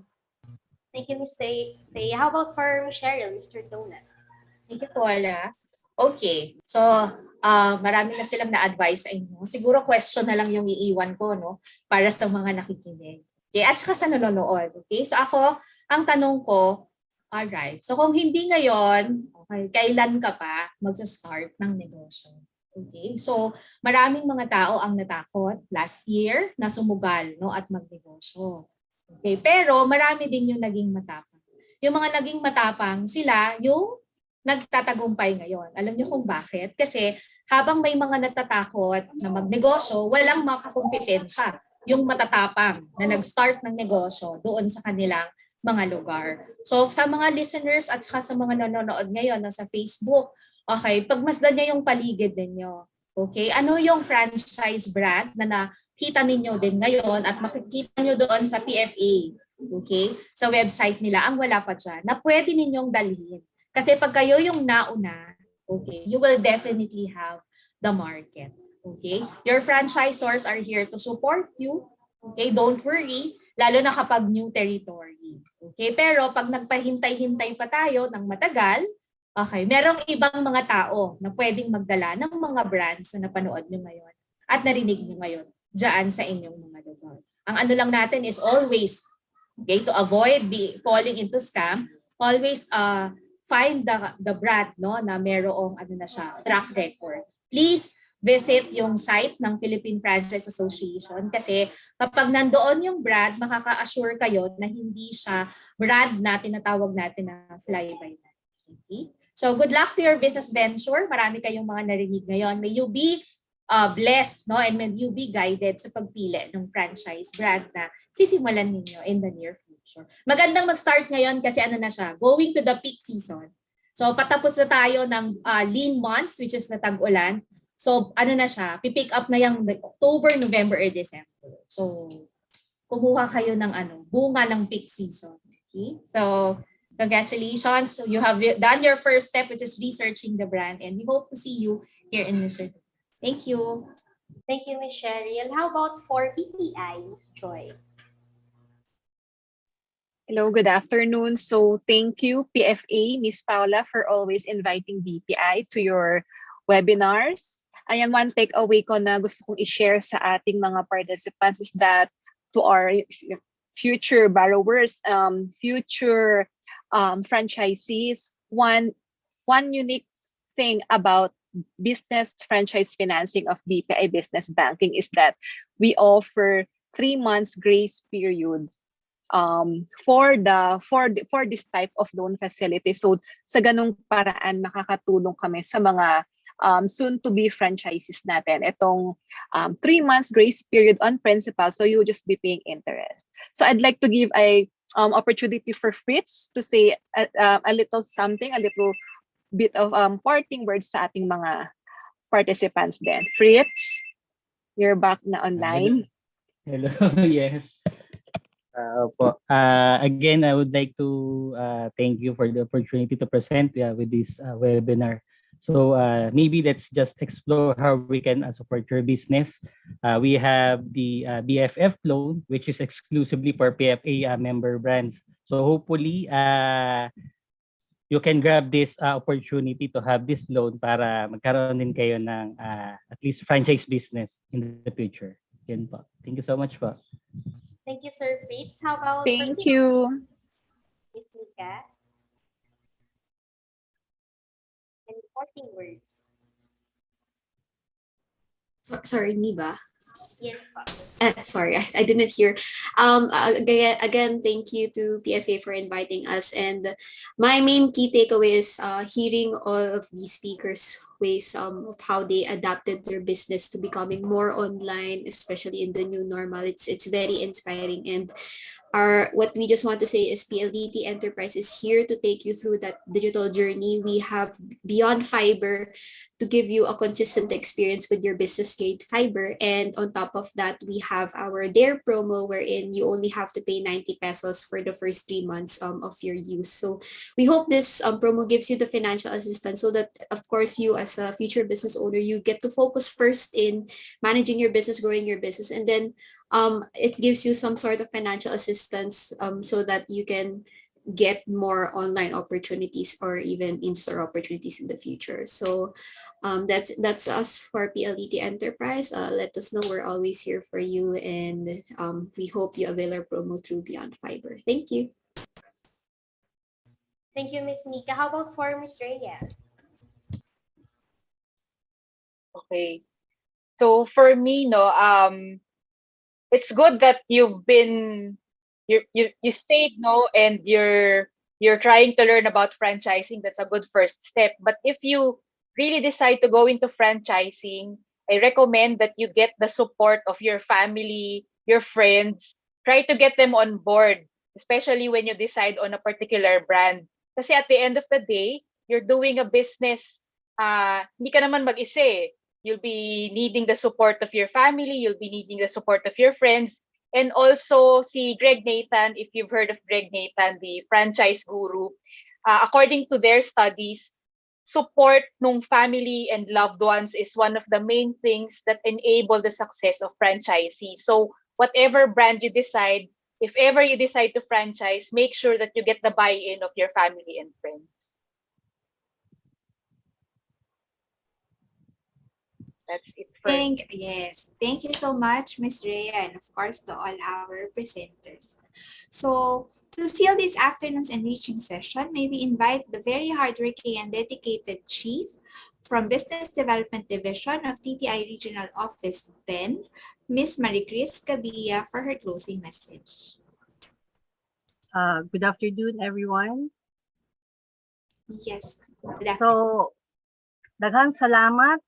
We wish to thank all our participants here, especially our MSMEs, our would-be entrepreneurs, all our partners from the different provinces of the region. Thank you for spending your time with us this afternoon. We wish to thank PFA, the Philippine Franchisers Association.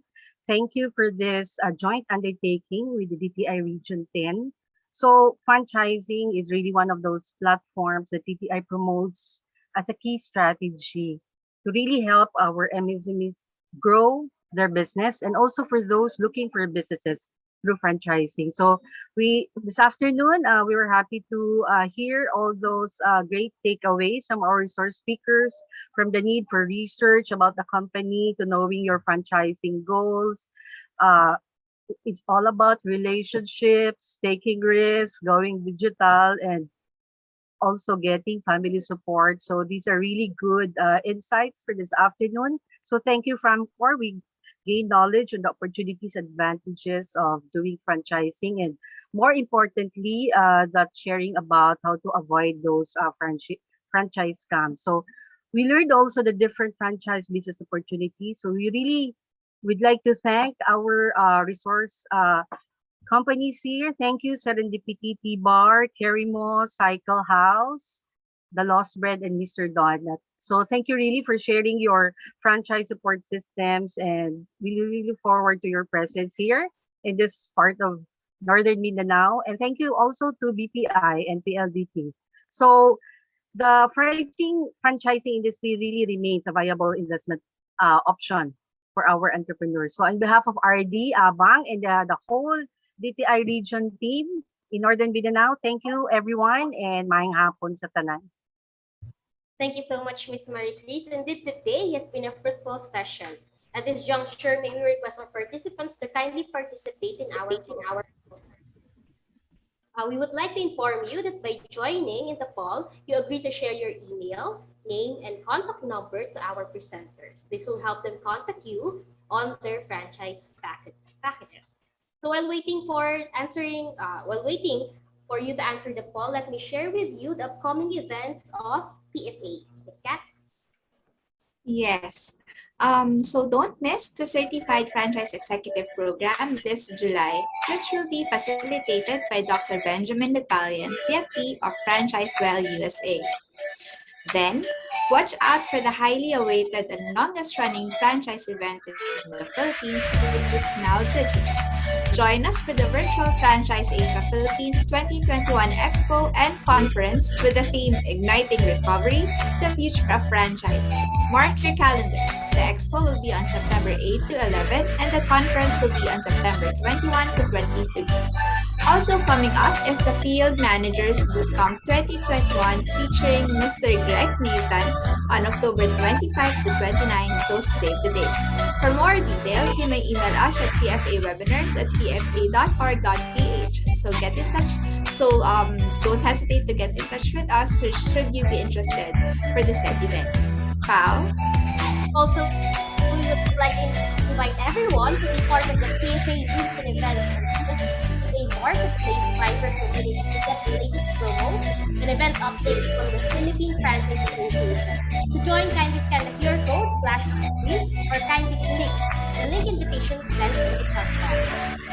Also, we're inviting you to be part of the Franchise Asia Philippines International Expo. Registration is free. You get to browse and communicate with various brands across all sectors. So there you have it. Thank you so much for joining us this afternoon. This is Paula Kaniwa, wishing everyone to stay healthy. Maraming salamat. Yes, Paula, daghang salamat sa inyong tanan for staying with us. This webinar is recorded. To view it again, just visit our Facebook page, Philippine Franchise Association. Again, thank you so much for joining us this afternoon. This has been Kat Teresa. Until next time, stay safe, everyone.